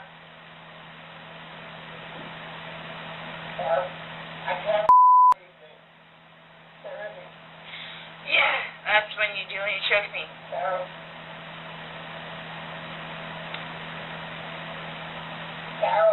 I don't want to watch it, please. Last time we talked to you, you had said that you put him in the suitcase, he had 2 fingers hanging. She doesn't want to watch it. It's making her sick to her stomach. She doesn't want to watch what she did. Out. I flipped him over. I flipped him over, and that's where it was. There's 2 different videos and a still picture where, yeah, it shows you flipping him in different positions and him saying that he can't breathe and you saying... This is upside down. So in order for him to have gotten into it... It was flipped up. Right. It was flipped up normal. Yes. Like as if you're packing something. So this is upside down. Guys, this is killing me right now. So this image is upside down. It's killing. And then this. It's killing her right now. It's killing you, Sarah Boone. It literally killed him. But watching it is killing her. Small video that occurred 11 minutes later. It's flipped over the other way, closer to your dining room table. Okay. Now he's obviously still in there. So he didn't. How did it go from the back to the front? I flipped it. My plan was not to go upstairs and go to sleep. Well, that's what you did. Yeah. But not intentional. No, you told me you went upstairs because you were getting ready for bed. Stopped here. Okay, but Where's here? show me where you can see any fingers coming out, because there's the end. And his head's right here. Mm-hmm. So going like this, rather than going all the way up, it's like this. But why is he saying I can't breathe, and why is he pushing on it as if he can't get out? And it doesn't show a hole. There's no hole. There's no fingers. I don't see his fingers. There's no hole. I don't know what you want me to tell you. Like, I don't know, like, what you want me to tell you. I'm just showing you, I'm just telling you what we see and what we've heard from the other video. I understand. He's begging for you to let him out. You're laughing in the beginning, and then in the end it sounds kind of like a... No, it's not malicious. Well, saying... It's not malicious. Then what is that? What does mean to you? Well... Like if I were to tell my like partner... he does. Like, I get called everything but a white woman, so... Okay. My intention was not to leave him in there. Please understand that. My intention was not to leave him in there. But you went upstairs thinking that he could get himself out, but the video shows That's what I told you. Can I see his fingers. He'll be up here any minute. And then 30 minutes later, he didn't show. And he's telling you And I he didn't can't wake breathe. up. Do you think not he's able to get joking? out. You told me he was laughing, and We were before. The video, there's no When we laughing. first got in there, Both of us were. So how long was he in there for? Like, this video is at 11:12 when it starts, so was he in there for like a long time prior to recording this? No. No. So it goes from funny to no longer funny, but you're the only one laughing. But I didn't think that he was, like, panicky. Like, So pushing up on a suitcase saying, Sarah, Sarah, Sarah, I can't breathe. George has done that in the past before, too, where it's just like he thinks that he's woe is me kind of thing, where it's like, He's never been locked in a suitcase, that's where he couldn't get out, so. It's kind of, I thought it was the boy crying wolf kind of thing. Okay. And again, my plan. But nowhere in there is he laughing, is he joking, he is begging. And you're the only one laughing. Okay. And you're the only one saying derogatory comments, like you're mad. No. Please don't, I don't mean to sound negative, and I don't know if I can say this, but, like, it's like you guys are kind of trying to, like, feed me. Like. No, I'm just trying to show you a video that you no longer want to watch because you probably don't want to know the outcome of how and what you said. Well, I know what. You know what's on that video now? No. You remember making that video? No. Why don't you remember making the video? Probably because we had been drinking. But you weren't drunk. No. Just because I went upstairs and just because you're drunk doesn't mean. She said so many times, we only had a bottle of wine. We only had a bottle of wine. I wasn't drunk at all. I wasn't drunk. I don't like to lose my wits about me. I would never get blackout drunk, wasted. And now all of a sudden, it's because I was drunk. I don't remember it because I was drunk. And this officer calls her out immediately, and I'm here for it. Times that you were not drunk. You said that you had your wits about you. You said he had his wits about you. Mm-hmm. You said that you don't like not having your wits. In my experience, if somebody cannot remember doing something to the extent of making 2 videos and taking a photo, they are intoxicated. Okay. I understand where you all are coming from. Well, we're just trying to make sense of it. We're trying to figure out what you're saying. We're trying to figure out this video. You explain it to us. We're listening. I just did. Like, we were playing, and then, like, I thought it was... My plan was not to go upstairs and go to sleep. My plan was not to... He'll be up here any minute. But you willingly went upstairs and went to sleep. No one forced you to go upstairs and get ready for bed. My plan wasn't also to leave him in the suitcase. So why didn't you take him out? Because I went upstairs, and then I fell asleep. But why didn't you consciously think, he's asking to come out, he can't I didn't do it intentionally. What do you think is going to happen if you leave somebody in a confined space like that? Well, I thought by not zipping it up all the way, it would be okay. My plan was not to leave him in the suitcase. And what was your plan? Waiting for him to come upstairs. You said you were up there 30 minutes. After 30 minutes, somebody not coming up. Knowing that the last time you saw him was in the suitcase, 30 minutes later, you're like, maybe I should go check on him? Maybe I shouldn't? No. Well, that didn't cross your mind because it didn't happen. That's like an assumption. Like, that's what you all are thinking. Just. We're asking. It's the whole. You tell us. It's the drinking. That's what it is. It's the drinking. I thought it was like, I thought he was okay. Like, I didn't. He's telling you he's not. He's telling you, Sarah, I can't breathe. He's saying your name, and you're like, that's my name, don't wear it out. Guys, that's how we are with each other. Like, nobody understands our relationship. This whole suitcase thing never happened before. Would you leave someone else in a suitcase? No shit. I've never murdered him in a suitcase before. Thanks, Sarah. I appreciate the insight. Never happened before. Would you leave Lucas in a suitcase jokingly? Because it was a joking matter. You put him in there jokingly. Would you leave Lucas jokingly in there? And you love Lucas, right? And you love I wouldn't George. do that to him either. I wouldn't do that to him. So I just. Well, it's not like, again, I don't think you all understand. Like, it's. I mean. It's not that was not my intention. Well, y'all don't have any idea what I've done for him. But by your acts, and that's exactly right. you get to the point where you've done so much for somebody and they don't show you any appreciation. He did. Not by your words in the video. I don't get that. He did. Because you bring up the fact that when he's choking you, you can't breathe. That's how you felt when he cheated on you. You couldn't breathe.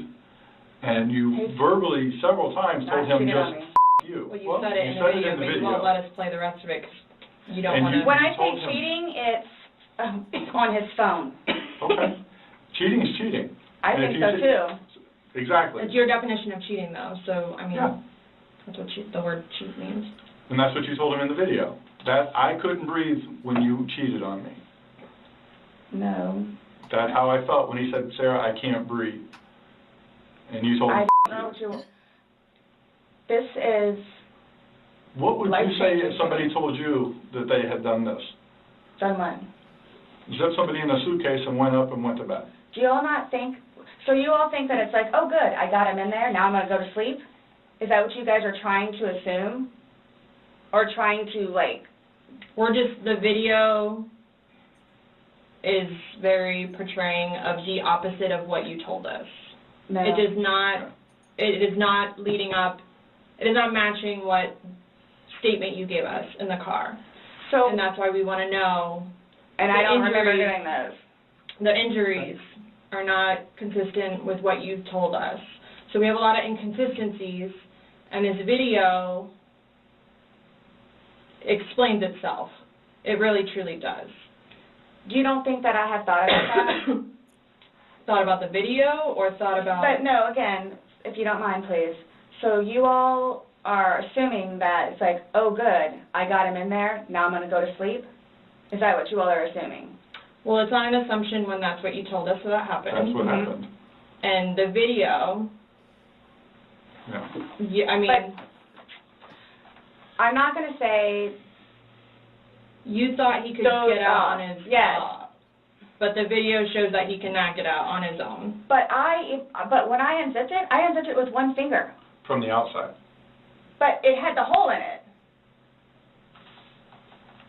And you're claiming that it had a paper clip, so that's what assisted you in doing it. No. Is what you told us. When I had my sweatshirt, I said I thought it had a paper clip on it. It's got... But the zipper part is broken.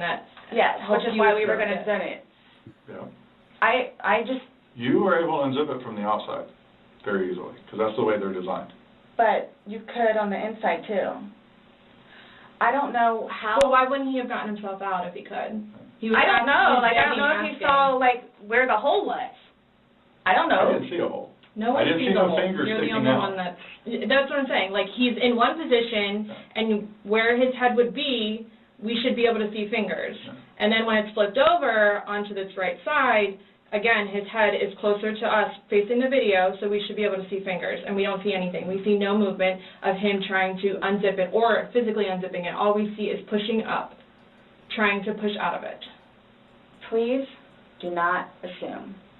I'm not assuming. I haven't assumed anything. I follow evidence. But my intention was not, again, oh, good, I got him in there. Now I'm just going to go to sleep.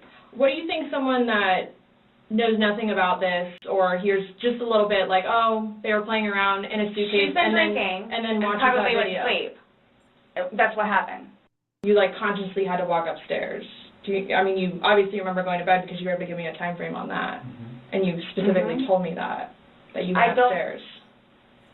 My intention is not for this to happen. I am sick about it. I've never done anything like this before in the past. I am sick, especially with that. I thought I couldn't sleep last night. I don't know. Well, here's the thing. You tell us the last night, you vividly remember this when you told us last night, that he was laughing, you were laughing, you put him in the suitcase, he has two fingers sticking out, and you go to bed. Now we see something totally different, and it actually shows you upset and, again, using derogatory terms to him when he's begging for his life to get out of that suitcase. So what my thing you is say that we're assuming, we're not assuming, but we're the telling fingers, you what's on there. So it just happened to be that whenever I was videotaping or doing whatever else it was, just happened to not have that in I just there. want to explain something to you guys, which you're smart, so you probably get this already.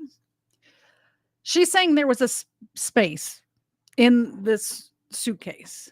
If he's cramped in the suitcase and that space happens to be back here, and he's confined in there. Like I can't even get like that. Like he's confined in there like this. He's not going to be able to move his arm back to where it was, or even if the spot in the zipper was down by his feet. If he can't move, he can't slip his finger in there to open the suitcase, which is why he was calling your name and saying, please let me out of this suitcase. I can't breathe. So even if she left a space, it doesn't matter if it was open an inch. It does not matter. If he couldn't move in there, he was in a suitcase, for goodness sake. He can't move around to figure out if there's a hole that he can get his finger in. He was trying to push on it, hoping to break the zipper, I assume. But even that, he would have to push this way. Like he would have to push to the side, because I imagine he was like on his side in there. Either way, this whole bit about her leaving an inch in there so he could get out is just a ridiculous thing to say. Okay. And you also, in the video, you can't see any holes. There's nowhere in that where the zipper separates and you can see a hole. If there's a hole, he's pushing on it, begging you to get out. We should probably see that hole that He you're essentially talking would have about. been able to get out. Huh. Alcohol. Based off what you're telling us, he should have been able to get out. Okay. But the video shows him attempting to get out, begging to get out, and he can't. So that's just what we're trying to figure out. I don't know if maybe you had too much to drink, you zipped it up all the way, and then, I did not zip it up all the way. Okay, well. I did not zip it up all the way. This is horrific, okay? Horrific. It is terrible. Yeah, so horrific. I don't think I'll ever be right because of this. Ever be right. Dealing with everything else that I have in my life, personally, and then this, Okay. whom I loved, it was not intentional. I will put my hand on the Bible. It was not intentional. I would not do that to him nor anyone else. But you did. Not intentional. You intentionally went up to bed. I didn't intentionally go to bed because I'm thinking, okay, good, he can get out. How did you not intentionally go to bed? You said you went upstairs and got into bed. That's intentionally going to bed. Waiting for him. And he doesn't come, but you don't go down to check on him. So I happen to go to sleep. When I say go to sleep, And what do you normally do when you go to bed? do. What do you normally do when you go to bed? What do you mean? What is a bed for? Going to sleep. Right. So you go to but bed to obviously do you what? can tell too that, like, I've You been go to drinking bed also. to do what? Okay. You kept telling us, hey, I wasn't intoxicated. I wasn't this. I wasn't that. Being drunk and intoxicated, which, yes, Okay. you can tell that I had been drinking, but Okay. So if you weren't intoxicated, then why would you ever leave somebody in a suitcase that's begging to get out, that's telling you they can't breathe? if I hadn't been drinking, you still think it would be the same thing? Where it's like, hop in, I'm going to go to sleep. Is that what you all are trying to do? To portray me We're not as? trying to do anything. I'm simply asking you to explain to me what happened. Everything was fine and dandy. I don't want to call it fine and dandy. Was fine and dandy. Explain You to all me how. don't, okay, for me to tell you this, again, mind you, I've been without him for a day now. Mm-hmm. I don't know, I mean, I don't know what you all want me to tell you, because this was not in any way, shape, or form, hand on the Bible, intentional. I love that the female officer is just playing his cries for help in the background while she's trying to deny she did anything wrong. It's heartbreaking. But I think it's a good tactic in this particular interview. Okay. So you just left I him there didn't to kill teach him. You left him there to teach him a lesson? I didn't mean to leave him there. That's what I'm trying to tell you. You got up and walked away. How is that not intentionally leaving them there? Because I'm looking at the hole, knowing that it's there. He'll get out no problem. Because you don't. And then he doesn't, but you don't go check on him. You say you're up for 30 minutes, and he doesn't come up. You don't go down and check on him? I'm in the bed. You even move. And off. You admit to moving the suitcase like over. So you roll it. You roll it over. Like it's not like. I didn't want it to be like that. Don't. You didn't want him to be upside down. How do you even get upside down? Right. You guys are killing me right now. I don't know how you want me to say it. I'm just trying to figure out what you would expect to happen to somebody when you leave them in a suitcase. I didn't mean to leave him in there. Okay. What's your reasoning for not calling 911 sooner? Because I didn't know what to do and how horrific it was. I called Ryan, and 5 minutes later I called you guys? Not even 5 minutes. Nonetheless, that I had to I was trying to do CPR. I had to get him out and try to do CPR, and then called you guys. And then was continually doing CPR with the dispatch on the phone, where he had me count out loud to help me focus on what I was doing.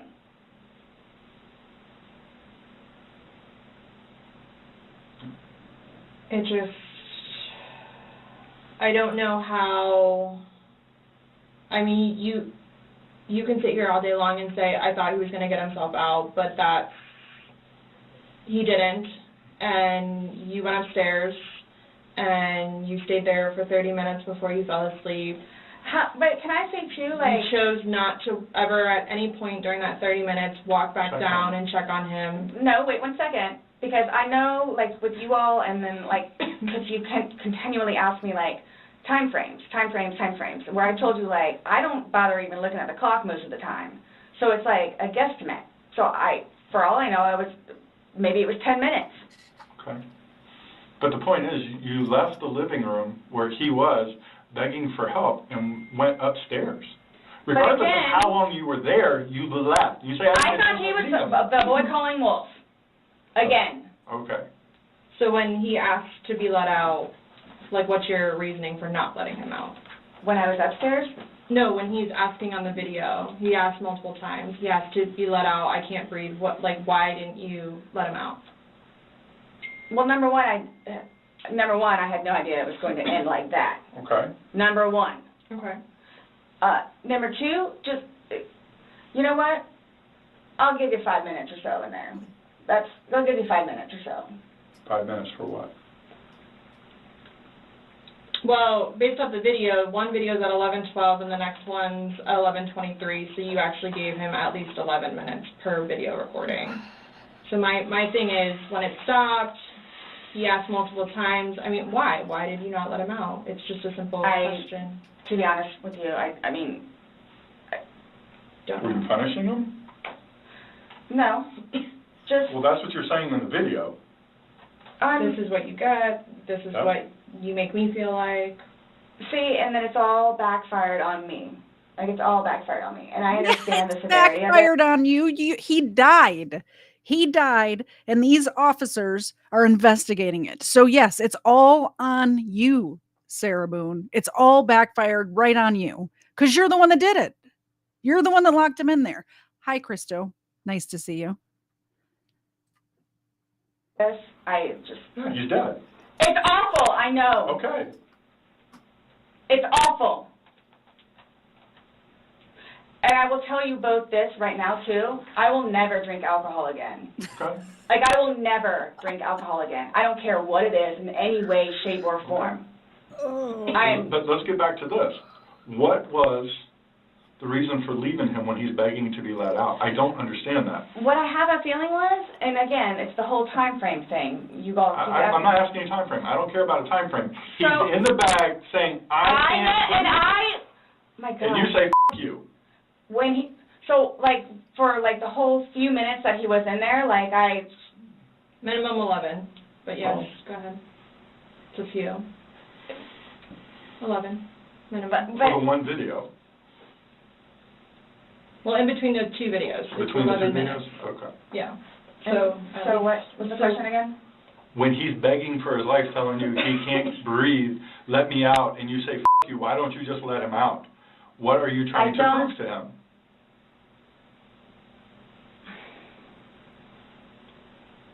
There was obviously something in your head that you were thinking of when he was asking to be let out, and you're like, no, again, it's the boy calling wolf. Okay, but where does this game end? You say this is a game, you got somebody in Obviously, there. like the wrong way. So what was your intention for leaving him in there? And it's not fair. It is not fair. You guys. I'm going to pause it right there. We Need Peace brings up something about death row. I don't think that, and this is just my opinion, I don't think this is a death row case. I think that this is manslaughter. I think this might be second-degree murder. I don't think she thought he would die. I think this is akin to getting behind the wheel, plastered, and killing somebody. I think it's a similar case to that. I don't think she meant for him to die. So I don't think this would be considered a first-degree murder case. And that's the only one that you could get death row for. It's horrible. She's an awful person. We all see it. But I don't think it's a first-degree murder case. Are trying to, again, he's in there. Night, night. That's what happened. No. That's absolutely what happened. Intentionally. How's it not? You got up off the couch, walked up the flight of stairs, and got in your bed. Thinking he was going to get out. And he didn't, and you still didn't go down and check And it's the on him. whole 30-minute thing that you guys are trying to do. I don't care about 30 whatever. minutes. It's like, for all I know, it's 10 minutes. He's begging for his life. He's begging for his life, telling you he can't breathe. I don't know what you want me to tell you. Like, I don't. I didn't intentionally mean for this to happen. But you can't tell us why. By the way, if any of you ever find yourself in a situation like this, get a lawyer. What is she doing still even talking to the police? Everybody get out your, not your How to Get Away with Crime notebook. Actually, this is a good time to take a break. We're going to take a break and then we're going to watch the rest of this video. You can purchase your, not my How to Get Away with Crime notebook, over here at katiez.com. Just go over to the collections, hit the Overruled tab, pick one up. If you don't want this one, you can also get an Overruled notebook right here. Same price. Get one of each. Why not? They're very nice. So everybody get out your not your How to Get Away with Crime notebook and write down in there, if you're ever questioned by the police over something like this, get a lawyer immediately. Stop talking to them. What are you doing, Sarah Boone? Not that I want her to get away with anything. I'm just saying, don't talk to them. There's no reason to be talking to them. By the way, the winners of last month's game night both got a How to Get Away with Crime notebook. I know one of them said they got theirs already. The other I haven't heard from, but hopefully they get it this week sometime. But this was the prize last month for the game night. This October's game night will be this coming up Saturday.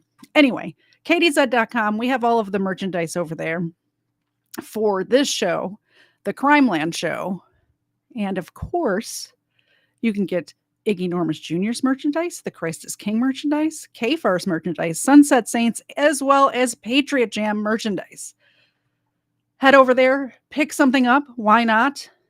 Everything from this section here, the Christ is King section, every single penny that we make from that. And that's myself, Iggy Normus Jr., and Let's Be Frank collaborate on this. And we are giving all the proceeds to onemorechild.org. So pick yourself up a coffee mug, pick yourself up a t-shirt.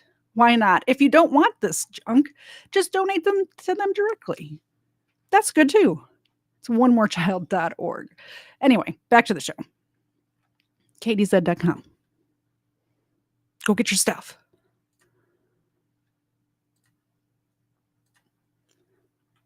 I'm in there and went upstairs. So that's my only issue. Like, what am I supposed to write? What do I write? So my thing is, though, it's what I have a feeling is I went upstairs and just hit the bed kind of thing. But, again, I'm thinking he'll be up here any minute. But then I go out.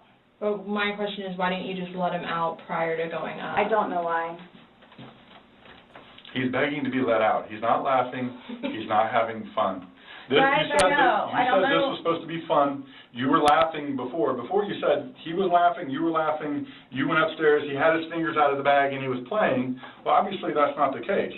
So are you guys, so what is it you're trying to, like... We're just trying to figure out why. Why? What? Why? What was the motivation for leaving him in the bag? Why he was left in the bag? Why the video? I didn't have any motivation. It was me, he and I having a great day, fooling around and being stupid, and apparently me going upstairs and hitting the bed, not going to sleep, where it's like, I'm tired now, I'm going to go to sleep. That's excluding, it's a good analogy for the day, excluding the fact that he's got a bump on the back of his head, a bump on the front of his head, and his lip is busted. Yep. And he has a bump on his eye. I don't know what you all want me to tell you. Like, this is not fair at all, Yes. that you all are assuming that that's from me. Where else did it come If from? you were, say it's opposite, you were in the suitcase and you're asking to be let out, would you hope that that person would let you out? Like, you're asking to be let out of a suitcase, should they not let you out? Eventually. I'm guessing. I mean, I'm blaming it on the wine. Blaming it on the wine? So you guys are, like, assuming that... You keep saying we're assuming, well, we're not, we haven't assumed anything. But you guys are assuming that that's what I did. No, by what Like, the facts of what happened. We got there, you said you pulled him out of a suitcase, you said you went up, you went to bed. We're not assuming that. These are the facts that you're telling us. But now what we're you said asking is like, you to I'm explain tired. Oh, I'm tired. Well, that's what you told me on a sworn recorded statement yesterday. Because when I said, oh, you went upstairs and passed out, you were like, no, I did not pass out. You got attitude with me because you were thought I was assuming that you were drunk. So that's an assumption. That was an assumption when I said you passed out. And guess what? You corrected me. You were very adamant about the fact that both of you had your wits about you. What's your favorite word to use? Compass mentis. You've used it today too, to say that you guys were within your wits. There's two empty bottles of wine. No, but we didn't drink both of them. I think you did. We didn't. There's receipts for the They were statement both back there. purchased yesterday, so I don't know how you didn't, because they weren't there the day before. Oh, so there's 2 empty bottles of wine in the trash, and she can't say that one of the bottles of wine was from last week or, a few days ago. No, because they purchased them that day, and there's a receipt that shows they purchased them that day. So she at least drank an entire bottle of wine herself, at least, if not more. The one was 2 Publix receipts from yesterday. Mm-hmm. Only thing purchased on either one was a single bottle of wine, 2 of them. So we have each bottle of wine that was empty in your garbage can that you purchased yesterday, or he purchased, but you 2 would have consumed together. Okay, well, I mean, there's receipts, so it's not even worth going back. So this is... So I don't know what you guys are... She's trying to figure out if it's better that if she was blackout drunk or if it's better, like, which story should I tell right now? Which is gonna shine a better light on me?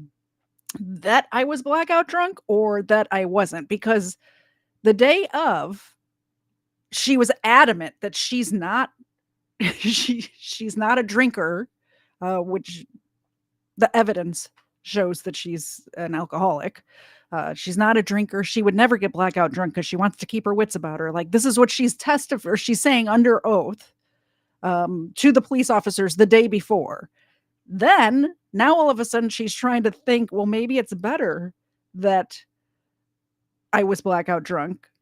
But she's so used to denying the fact that she's an alcoholic that automatically, when they say something about her being drunk or 2 bottles of wine or any of that, she just automatically lies about it because she's so used to lying about it. I don't know. We were just hoping that we could figure out why you... What was the motivation? There was no motivation. Wow. But we're watching a video that, after talking to you, everything was laughing and fun. Now we're watching a video where it's not laughing and fun. He's begging for his life, and you are in a very angry voice telling him off. No. Yes, It's not. that's absolutely what it was. It's not an assumption. The video's there. We played it for you. So you guys think that I intentionally... You did. You got up off the couch and walked up the couch, or walked up the stairs and got into bed. That was intentional. There's no way getting around that. You intentionally did that. Nobody drugged you up there. You didn't float up damn stairs. Okay, well, it's not fair. It's not fair that you guys keep trying to say that that's what I did.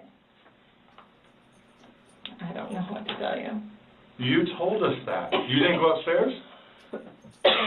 Again, there was a hole in a suitcase. I unzipped it from the hole with one finger. Well, the damn hole didn't do him no good, did it? But he could push it open. No, he Did couldn't. The video shows him pushing up. And If he could push it open, why wouldn't he have gotten out himself? Why would he beg you to open it? And tell you he can't breathe. Okay. If someone can do something for themselves, they're going to do it. They don't need assistance, unless they need assistance. So, but why would he start doing it? Because he couldn't, because it was all the way zipped. Okay. Didn't see it. It wasn't. I intentionally didn't do it. That I intentionally did not do. What's that? You didn't intentionally do what? Zip it all the way. He nor I. Well, he's dead as a result laid of your hands action. on each other. He is dead as a result of I your understand action. that. That's why You two didn't lay hands on each other. No. No. I don't have anything. You're right. He doesn't. Whatever that is, whatever it is. He does. See, this is what happens. It's not fair that you guys, just because he has those, automatically blame it on me. Like, well, what about when you had your injuries and he gets arrested? Is that not fair? Really? Like, It's really? the exact same thing. Really? He has injuries. You have injuries. Like, what does that mean? I don't have any injuries. Correct. Because So he and nothing I happened to have you. not been at it with one another. So every time that you guys fight, you both hit each other? So you should have probably No. gone to jail all those times that he went to jail for domestic? Well, the one time I did. But That is true. She has been to jail for domestic violence, as has he. And he was in a program, some sort of diversion program over the domestic violence between these two. And I think it's a members only video on my channel. Maybe a week or two ago that I posted a body cam video of her and him getting arrested for domestic violence a few months before this incident. And I will make that open to the public as soon as I'll do it while this is playing. So if you want to go and watch that, we'll see what time we still have a lot to go in this video, but I will make that so it is not members only anymore. If you guys want to go back and watch that, it's just it's the raw video. I didn't do any commentary or anything over it. he completely trashed the police report. Because that's nothing what happened. Because the reason why I got taken in was because my story was different than his. So I'm being portrayed as like this abuser. We're not saying that he doesn't abuse you. Absolutely. We're not saying. So I'm the one that's being portrayed as the abuser. Because I have never dealt with anything like this before. I don't know what to do, how to do it, and I always know what to do and how to do it. I don't know. So I don't know, like, what's going on or, like... We are simply trying to find out as well. Again, we got one side of the story. You're telling us, we're going with what you're saying, but then we find stuff that negates what you're telling us. And I don't even remember doing that. Okay. You're telling us that we're assuming stuff, but what we're simply doing is telling you what we saw in the video and repeating what you told us. I understand. Because I don't remember that. Okay. Doesn't mean it didn't happen just because you don't remember it. So is the texting thing something about me? Like what's... The what? Texting? Oh, no, I'm texting. No, you guys are scaring me, so, like, I don't know, like, what to expect. I mean, I had questions of things that need to be taken care of. Like, I don't... What are your questions? I have one last question. You realize you're the person that killed him, right? I thought about that. Okay, you left him in a bag when he's begging you, saying, I can't breathe, let me out, and you said, F you. And you got up off the couch and went upstairs and left him in that bag. Not intentionally. Again. I would never do that to George. You did. Not intentionally. Know that. I don't. Know that. You got up and you went up to bed. Alcohol is a thing. It's alcohol. So not, again, the reason that you killed him? You all, please sit down. Listen to me. Please sit down. You all, listen. She's angry. Go on, Sarah. Did not intentionally kill him. So your intention... I don't know what it is I need to do or how to do it or what to say or how to say it. But what was your intention? Everyone knows. Bingo, extra points for News Now enemy. She didn't intentionally kill him. She accidentally killed him while intentionally torturing him. That is exactly what happened.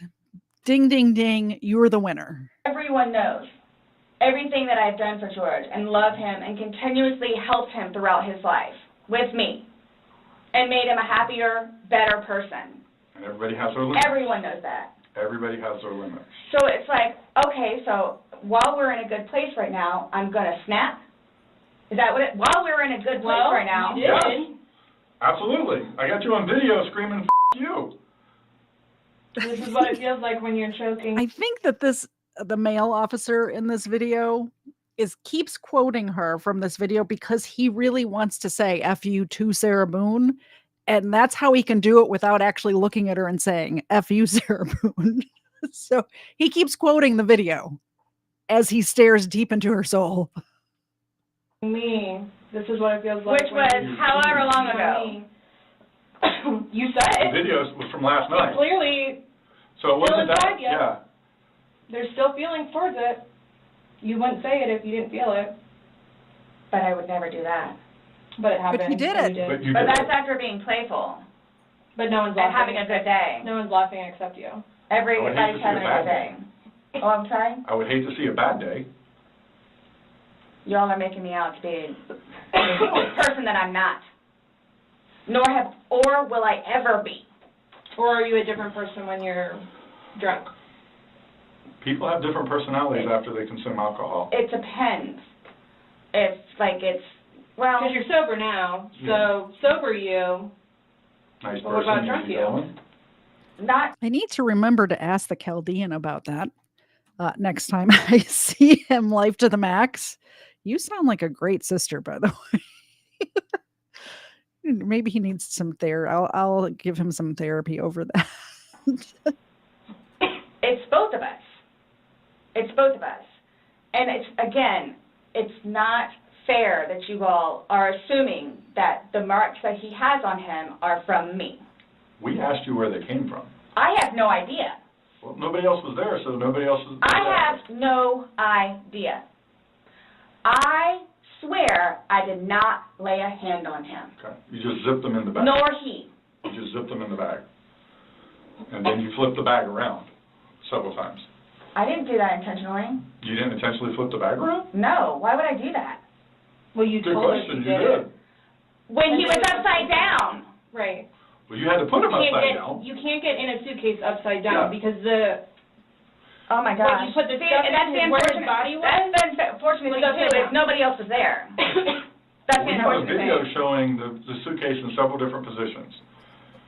So it shows, one, like she just said, it had to have been on its back with the lid open for him to get in there, for you to zip it up. Then it shows it on the other side with him in it, so you had to flip it to there. Then there's another video where it's on his back again, so you had to flip it to I'm there. leaving it like this, please. I'm leaving it like this.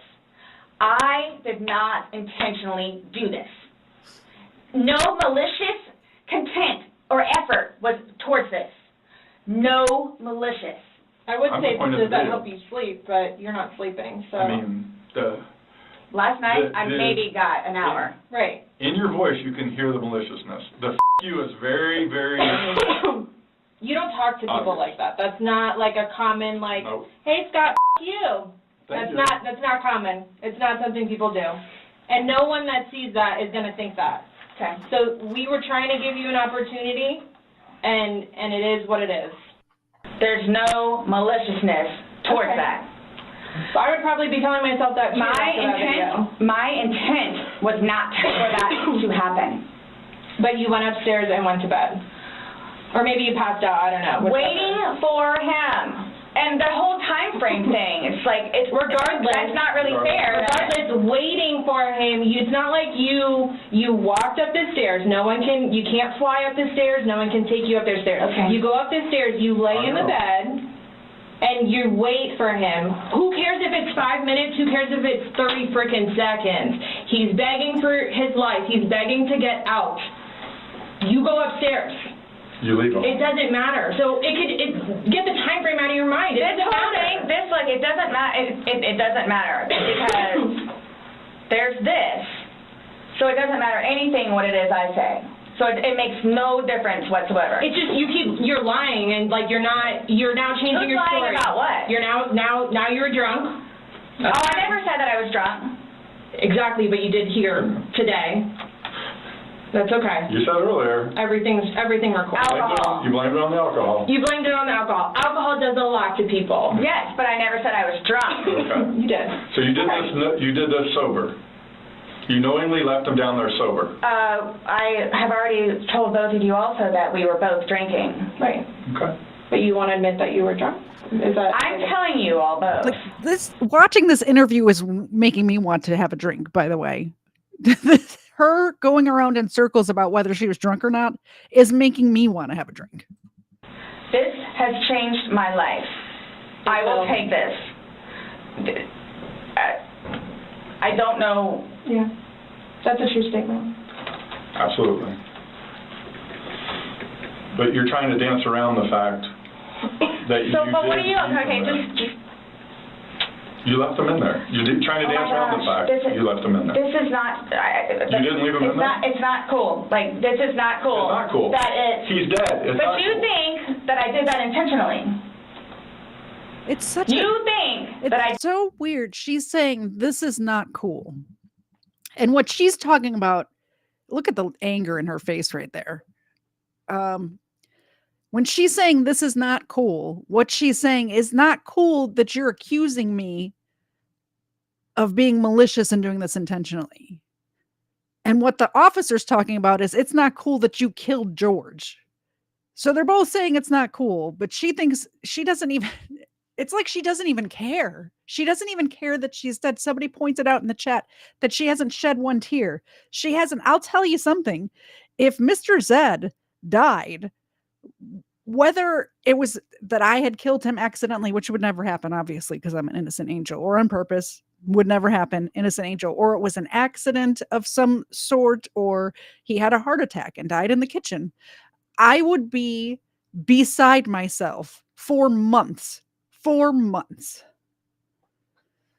All right, while I have it paused, we're going to give Xena a milk bone because News Now Enemy renewed his membership 13 months. Wow. Thank you for the support. I appreciate it. Xena appreciates it. We appreciate it. Look at all that gray fur on her muzzle. Oh, Ava's here too. I guess I'll get a second milk bone. Here's one for Xena. And the camera hog, Ava, gets one as well. Thank you. I appreciate that.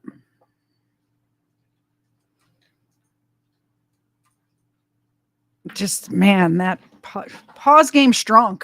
by the way. Look at the look on her face. Imagine her being angry with you and what she's capable of. Look at the look on her face. How scary is that? I did that intentionally. You intentionally left him in there and left the room. You went upstairs to a different room. You intentionally did that? You did. Yes. Because I'm thinking he's going to get out. Okay, and he didn't? Obviously not. When somebody's begging, saying, I can't when you breathe. say that, though, but you have to, y'all Please let me out. I can't y'all breathe. don't know George, though. Like, again, I thought it was the boy crying wolf. So it's just like, what? Oh, so if your son was in there and said, I can't breathe, are you going to open it, or is he 9, so he's not, Really? It's not a big deal. I'm just valid question. Well, you said you would never put your son in a suitcase. You would only put George in there. No, George got in the suitcase. And you zipped it up. Not all the way and not intentionally to leave him there. But that's what happened. But you keep going away from it. I don't know. That's exactly what happened. You went up to bed, woke up the next day. Are you all trying to have me admit that? Like, are you trying to have me admit that? Because I will never admit it because it's not true. It's not true. I'm basically stating as a fact because that's what happened. Okay. You videotaped him asking to be let out. You go upstairs. So what, guys? So what? Like, just, I don't know what you want me to say other than it was not out of maliciousness or intentional. I don't know what or how I can say it. I love George. Love him. To this day still. Love him. I love him, she yells angrily at the police detectives. Wow. Love makes you do crazy things. It's not one of those things where it's like, oh gosh, you know what? I've done enough for you at this point. I never gave up on him. Okay. Why I'm here today, I'm still not giving up on him. I would do anything for him. Well, you gave up checking up on him. So. I wouldn't let him out of a suitcase. Oh gosh. Okay. We're simply just trying to go through. I mean, again, you gave us a completely different story that you churched up to. This was such a laughing matter. It was fun. Not by that all video. Day. All not day. By that video. That all day. Wasn't. Anybody looking at it doesn't. I don't think anybody would look at that video and go, George is having fun right now. So why is it you all think that y'all don't know me. You don't know me. Nope. Would do something like that, especially having a 9-year-old son. I don't know. Like why? 9-year-old son would be. Like why are you so like caught on what we think? Yeah. When because you should be more concerned about what you've told us. It's because like you guys are like trying the things that the video shows that are opposite of what you told us, and then what you've now. Like told what us is opposite? Today. Well, you said that it was funny, and you're the only one laughing. We were playing before that. Okay. But then it stops. Yeah. It obviously stops being fun. Well, because you're screaming at him, he's begging to get out. Thank you very much for becoming a member, Trucker70. And Xena laid down. Let me adjust that camera. She appreciates it. I appreciate it. Thank you very much. Game night, which is my special members thing that I do, is Saturday. This coming up like a week from yesterday. So check out the community posts on Saturday, a couple of hours before. We usually do it about 8 o'clock. So a couple hours before that, I will post the link for you to join. If you want to come up and play, we're going to, I'm not sure what we'll play this time. Probably Stupid Deaths. I like that one. Stupid Deaths we'll play. And you're welcome to join. You don't have to have your camera on.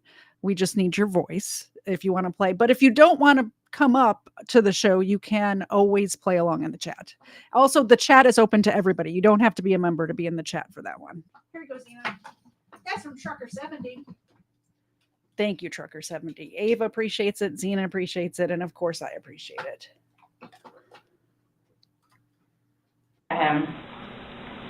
Sounds like screaming to me. I don't know what you all want me to tell you. In no way, shape, or form was this intentional. At all. Ever. Okay. Are you still going to allow us to do your fingernails? Go for it. Go for it. Okay, cool. All right, I'm going to get that set up.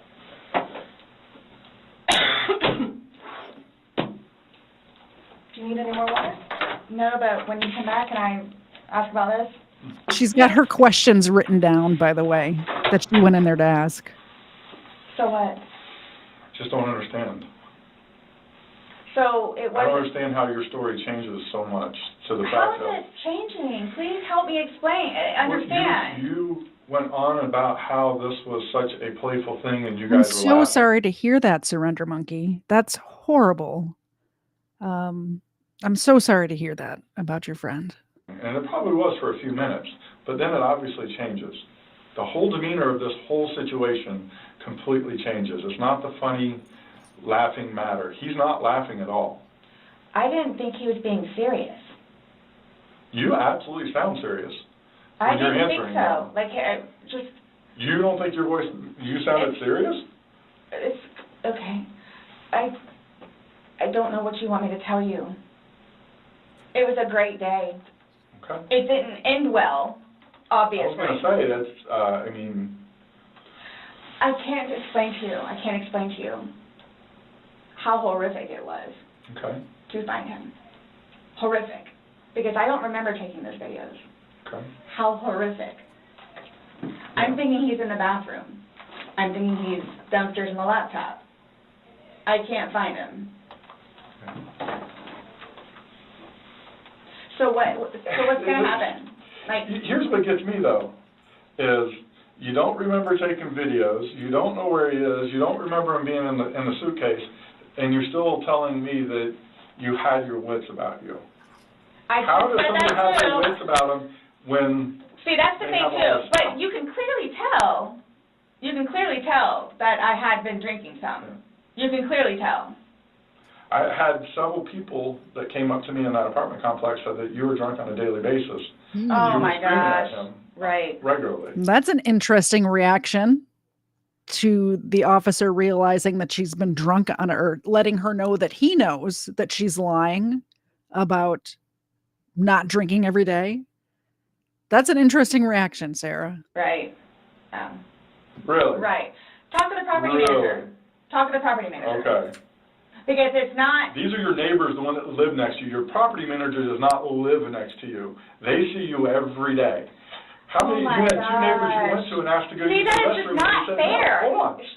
You had two. By the way, let me show you the property. He's talking about the property or the neighbors. So here's where it happened. And if we plop ourselves right in front of her apartment, you can see the way this building is set up. She was in apartment 3, which is this one right here. So she's got neighbors on either side and they share walls.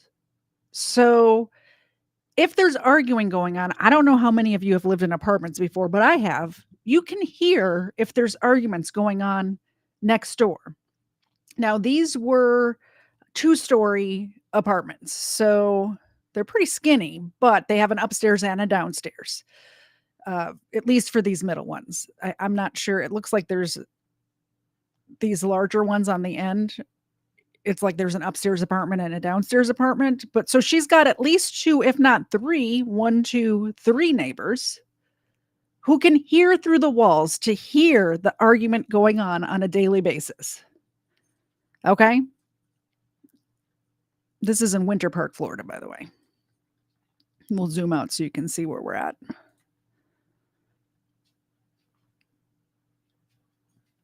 Just northeast. I know my directions. Northeast of Orlando.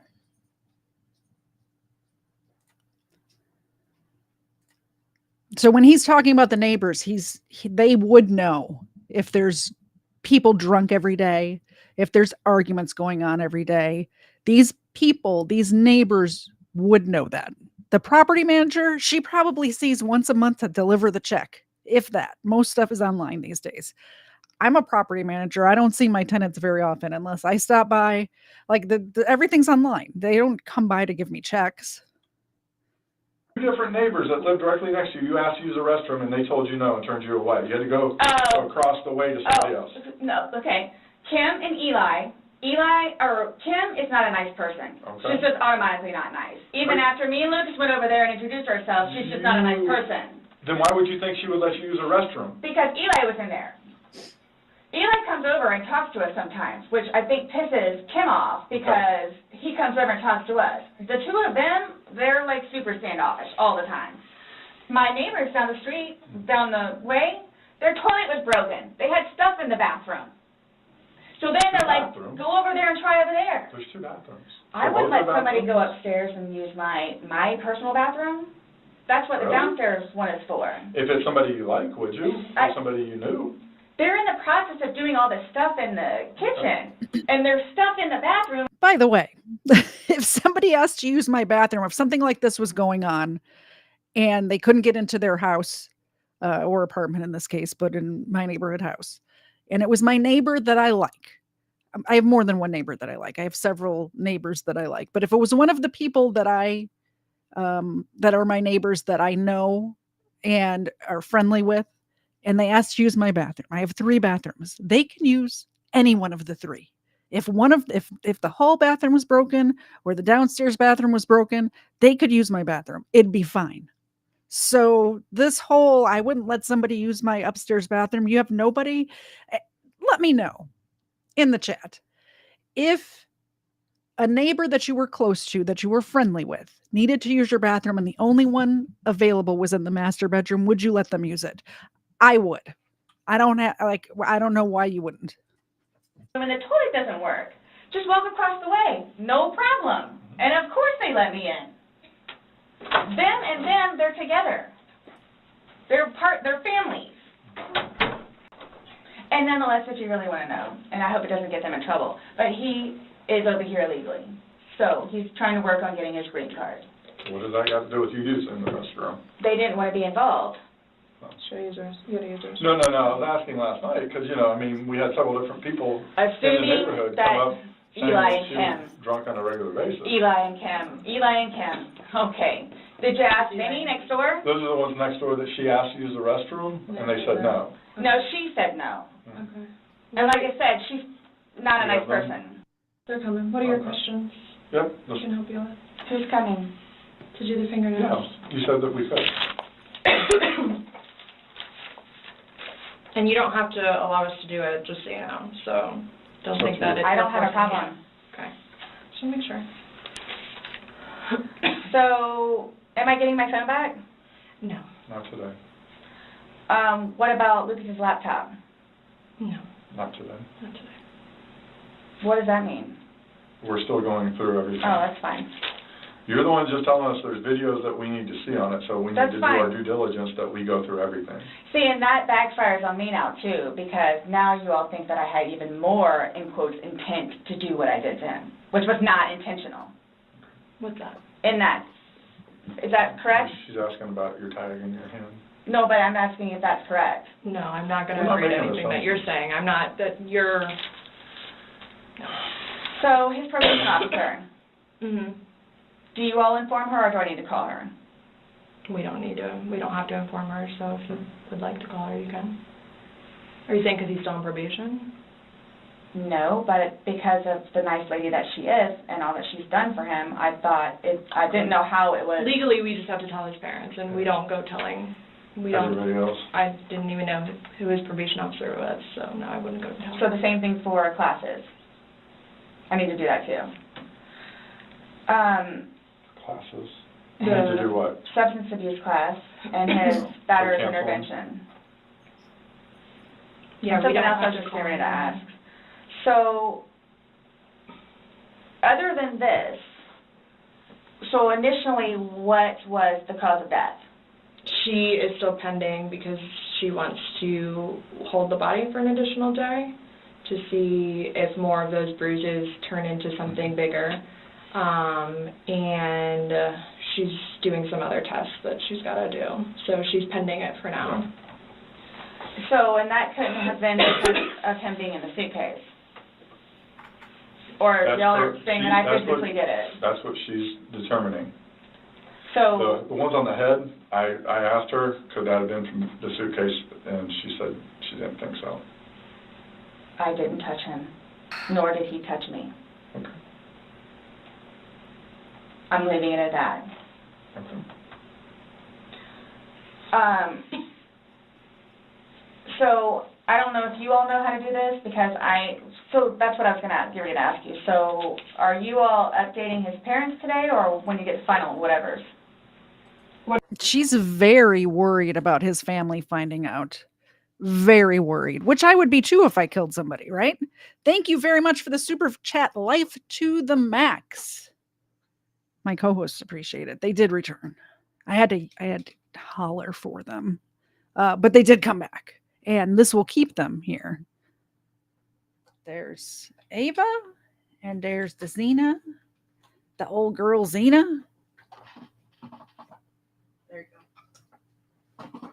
Thank you. I appreciate it. They appreciate it. We appreciate it. What does it matter what we tell his parents? What do you mean? Because we're gonna talk with them. Yeah. Okay, I have to. But it's gonna come down to me. What do you mean?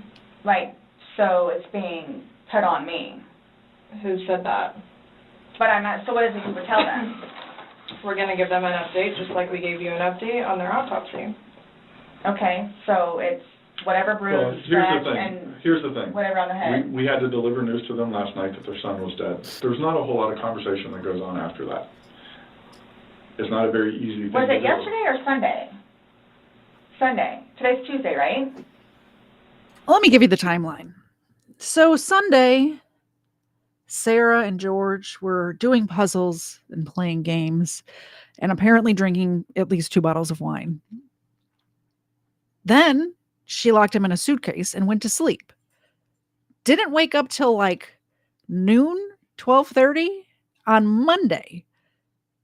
Then didn't call the police until like 1:30 Monday. And today, during this interview, it's Tuesday. That's the timeline. So she's confused. So yeah, it was Sunday. It was Sunday that she locked him in the suitcase. It was Sunday that she went to sleep and left him there. It was Monday afternoon before the police came and started investigating this. So it was 24 hours before this interview was taking place. Did we not meet you yesterday? We met you yesterday. Yeah. I'm just asking. Right?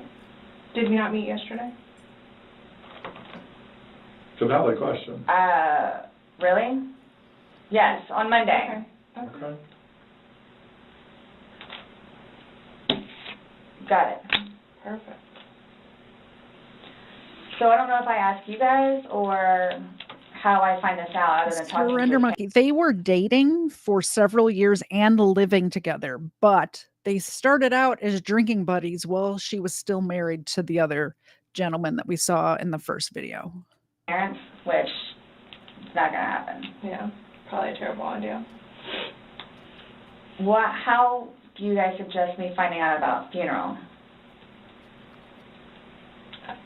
That's not even something that's been probably talked about between the family. That's not something we I'm pretty sure his family does not want you, the person who killed him, at the funeral. ask. We have no way of...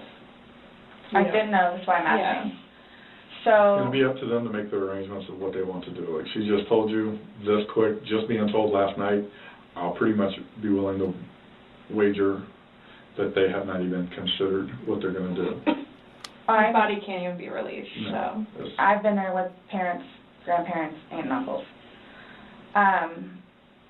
So I don't know if I have the right to or not, but like I was going to call his former employees whom he really cared for and let them know.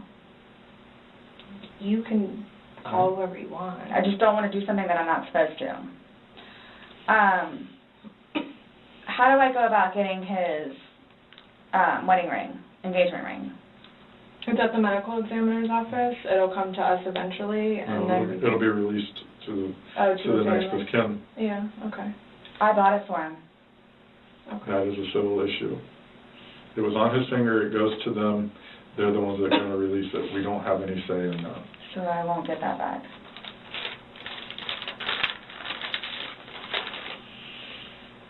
So for all of this, like, how Imagine your loved one, your significant other has passed away, and you write down questions.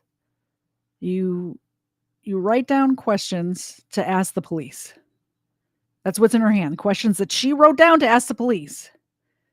And you're asking about getting his engagement ring, which isn't a thing for guys, so I don't know what that's about, back because you paid for it. You want it back. It shouldn't go to his family because I paid for it. This is insane. This is insane. do I find out what's what and how many, like, what's been found? What do you mean? Pillow with stain, swabs of stain from pillow, suitcase. That will all be sent off to FDLE. FDLE, Florida Department of Law Enforcement. Yeah. They do their testing. So, and then like whatever white can with blood and necktie with blood was from the suitcase. Correct. Why would you guys, oh, you'll see it in there, the baseball bat for Lucas. And the receipts. And this is just his phone, my phone, and then the laptop. Yeah, when anything can be released, we will release it, but we are very early in this investigation, and it's not an overnight process, unfortunately. So, what's next? They're going to come and swab your fingers. No, I'm talking about like... What's next is you get a shiny new pair of bracelets to wear down to the county jail. That's what's next, Sarah. The long run. Like, what do I need to, like, do I need to be doing something, or, like... I can't tell you, like, what to do. I mean, like, so, like, for, like, I don't understand, like, I don't know if you guys are just gonna, like, because it makes it sound like, to me, like, I'm being accused of something that was not intentional. I'm being accused of it. Mm-hmm. And a handful of other things that I'm being accused of. Okay. So I don't want to be at home with Lucas and you guys show up. Okay. I understand that. So... we're still investigating. I don't know what you want me to tell you. So, is there going to be concrete whatever it is, and then it's like, okay, this is what it is, kind of thing, or like, because I've done the whole court thing, I've done the whole attorney thing, I've done whatever, so if I'm not admitting anything about being intentional and I killed George. Okay. That's not the situation, but it's trying to be pinned on me. Okay. That was not my intent. But it's trying to be pinned on me. So however or whatever it is I need to do in order for that to be proven, then I need to do so, which is why I'm trying to get my ducks in a row. Okay. So that's why I'm asking what the next step is other than me getting my nails swabbed. I mean, you want me to tell you how to not be accused of a crime? Is that what you're asking? Like, I don't know what you want. I'm trying to prepare myself for whatever may need to be done so I can, I guess, stick up for myself. I mean, I think you're doing just fine. You came, you talked. I just don't want you guys to, again, show up and Lucas is in the house. Well, we did tell you yesterday that we don't want to do anything around your son, hence why you came to us. So I don't know why you think that's going to change. That and or me not just show up back home. I'm sorry, what? That or what? Me just not show up back home. That's what, oh, he's so happy that I'm staying over at the house with Brian. Like, so happy. And I'm not going back to the house, to my house, for however long I can stay over here because of whatever to blow over. Mm-hmm. And again, if you don't mind me asking, so for whatever it is you all are claiming from the videos, which, yeah,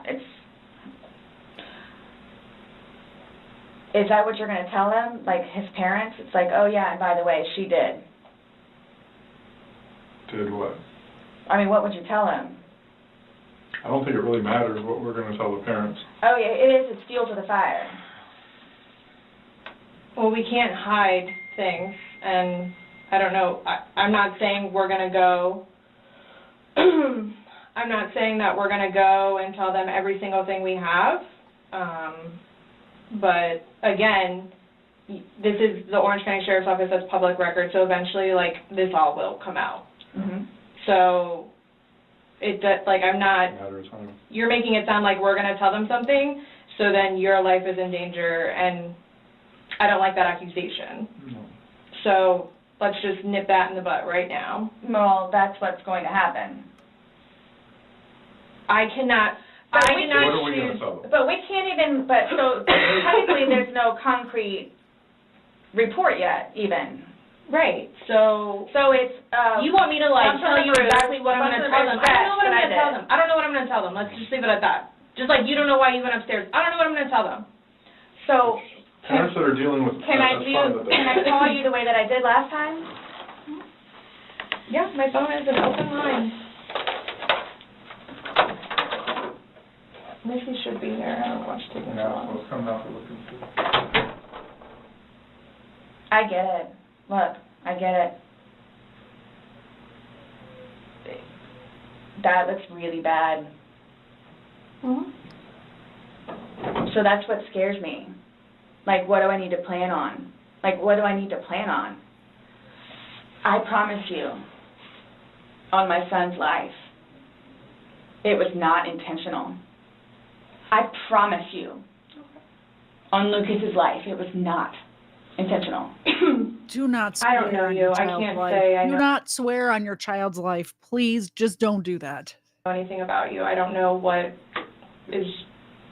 would be a true statement, what would not. I mean, you're promising on your son's life, that's fine. That's how much it means. Sorry. That's how much it, look, that's how much it means. Okay. I hope you take that to heart. Please.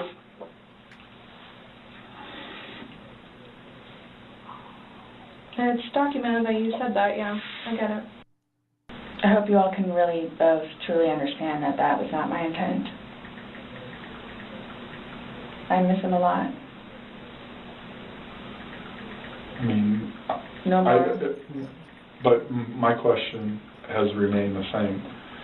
What do you expect to happen to somebody when you leave them in a position like that? Yes, but you have to understand too. I know. No, just what would you expect to happen to somebody when you leave them in a position? I have no idea because I've never done it before. Why have you never done it before? Why would I? Exactly. Why would I do it before? Why did you do it now?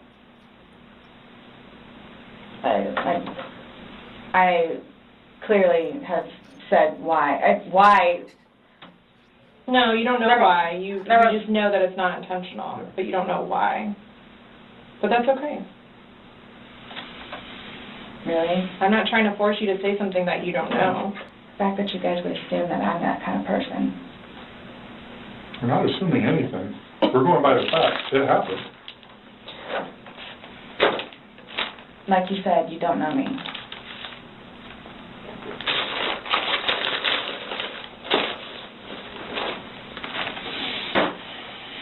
In itself, for me to have to live with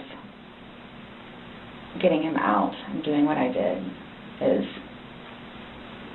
punishment enough. Her knowing what she did is punishment enough, guys. Don't forget. Her knowing what she did and how it ended is punishment enough. She does not need any more punishment.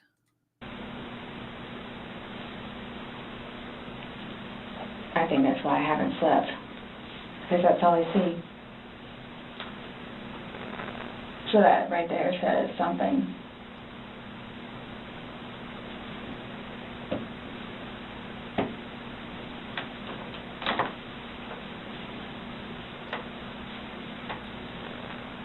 Not my intention. Nonetheless, I have to live without him now. Yeah. Nonetheless. Yeah. Punishment in itself. Yeah.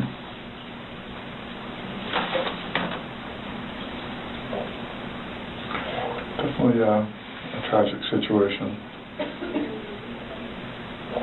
I am through with alcohol. And it's unfortunate that stupid things like this happen. Mm-hmm. Absolutely.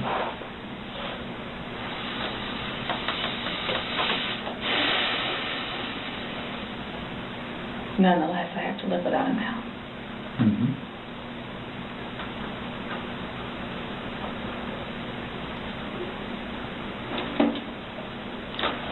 Yeah, his daughters too. Are you trying to make it worse? Sorry, what? Are you trying to make it worse? Make what worse? How I feel? Okay, Sarah. So, you're not free to go. Okay. So, do you promise everything you told us was the truth? Or no?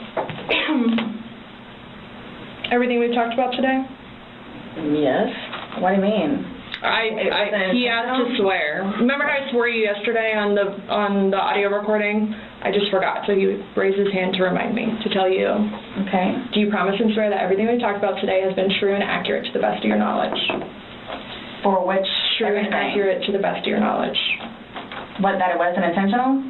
Everything you've said today, everything that's come out of your mouth has been true and accurate to the best of your knowledge. To the best of my knowledge. Correct. Yes. Why? Because anytime we talk to somebody, we want to assure that everything that we've talked about is true and accurate to the best of that person's knowledge. It's not a trick question.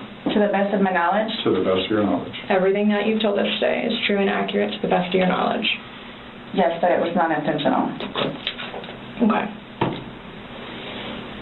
Okay. All right, do me a favor, stand up. I need you to turn around, face the wall, put your hands behind your back. Do you have anything in your pockets that I should know about? No. Okay. Why is this happening? Because George is dead. Not intentionally. We understand that. He's still dead. Well, we don't Someone really needs to understand call Brian, please. Okay. Or can I not make a phone call? You'll be able to make a phone call when we get you down to the jail. So why is this happening? So this was a trick? No, it's not a trick. How was it a trick? I'm in here to ask you to explain a few things to us. And you were read your rights. your response to everything was basically, I didn't do it. Intentionally. I have to go through that. Doesn't matter. He's still there. Do me a favor. Have a seat.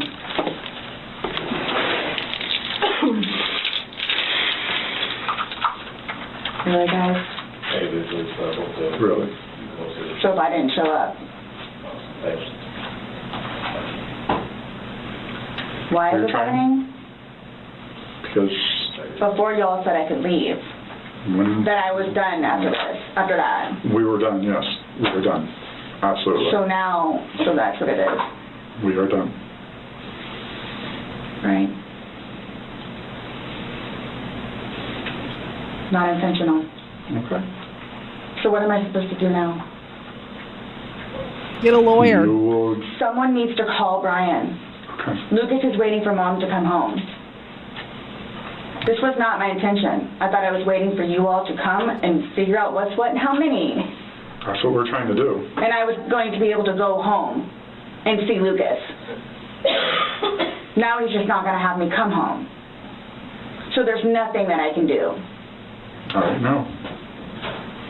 There's nothing that I can do in order to go home and see Lucas and prepare. Not right now, no. You'll be afforded a time in court. You'll be afforded an attorney. You'll be afforded a chance to talk to a judge, and all that stuff will be worked out. But what's the time frame for that, though? I have no way of being able to tell you. You should make first appearance probably by tomorrow morning, if not tonight, depending how things are busy, how quickly you get down there. I don't work in there. I had a suspicion this was going to happen. Okay. And I need water, like, really bad, please. Have a seat.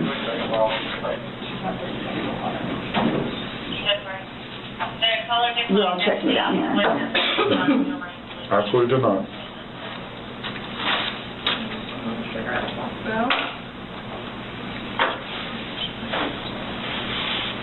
I just got those. Okay. They are not allowed in the jail. She's talking about her pack of cigarettes, by the way. So I can't even smoke cigarettes if I go. What? Am I good on that? She is fucked up. And what am I supposed to do with my car? You'll be fine where it is. When you get down there, you'll have free phones. You'll be able to call. What, as soon as possible? Yeah, once you get down there, get booked in, you'll be able to use a phone in the waiting But how area. long will that take? Because I need to talk to Brian. Yeah, no, it depends how busy, how quickly they get you through. I probably would say within the hour. It's a free phone call in the lobby. It's a free phone call. All I'm doing is bringing you there, sign the paper, and you're all done. She has no clue. So can I ask you, or whoever it is, those holding cells, the holding cells, am I going to be put in one of those? I don't know. Last time I had a panic attack. Okay. Let them know that. Yeah. I don't know. Well, you're familiar with the big bay. As long as you go in and you act civil to them, they'll set you in the big bay. And you'll be left there for a Can you while. request that while I'm there? No, that's not up to us. We don't work at the jail. As long as like he's saying, is if you don't If you act go up. in and act like this, you'll go in and they'll put you in the big bay. If you go in there screaming and kicking and yelling and Why would cursing I at do people, that? I don't know. I'm just letting you know that's what happens. That's how they weed people out. If you go in acting like this, So I ask for the big bay? they'll put you there as long as you're acting like this. Yeah, because the last time I had a major panic attack on the little things. Hey, change the cuffs. Hold it in. Shana. I have not. So what am I going to do with my purse? Oh, sorry. Your purse is going to come, but the cigarettes are All right, so she asked about the time frame of what's going to happen. And the time frame is her trial's going to start. I guess preliminary hearings have already started, but the actual trial starts in October of 2024. This interview was on February 27th of 2020.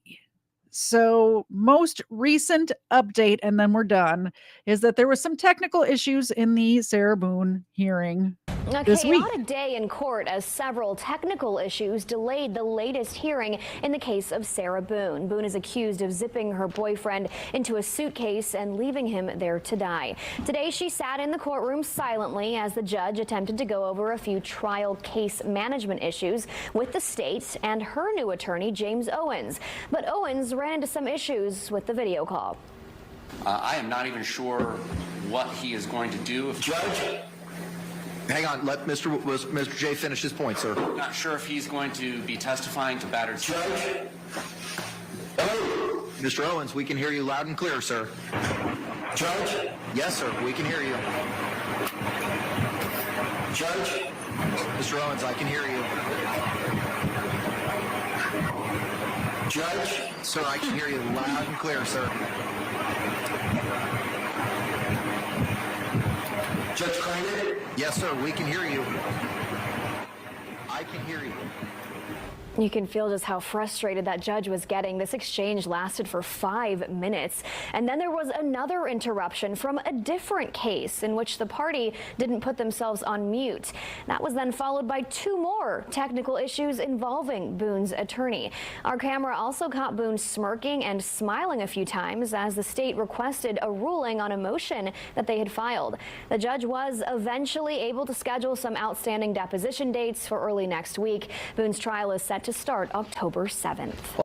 So that's where we're at in the Sarah Boone case. Hopefully, we will get a front row seat to that trial when it starts on October 7th. That's the show. It was a long one today, but we got through the whole thing. Thanks for sticking with me. I appreciate it. Next week is going to be a Crime Land episode. I think, unless I get some research done on something else I was planning on, we'll see. I have a lot going on. There was a hurricane that came through this week, and as you guys know, I manage properties, and there was some, I'm not sure what's going on. So I might have a very busy week. We're not sure.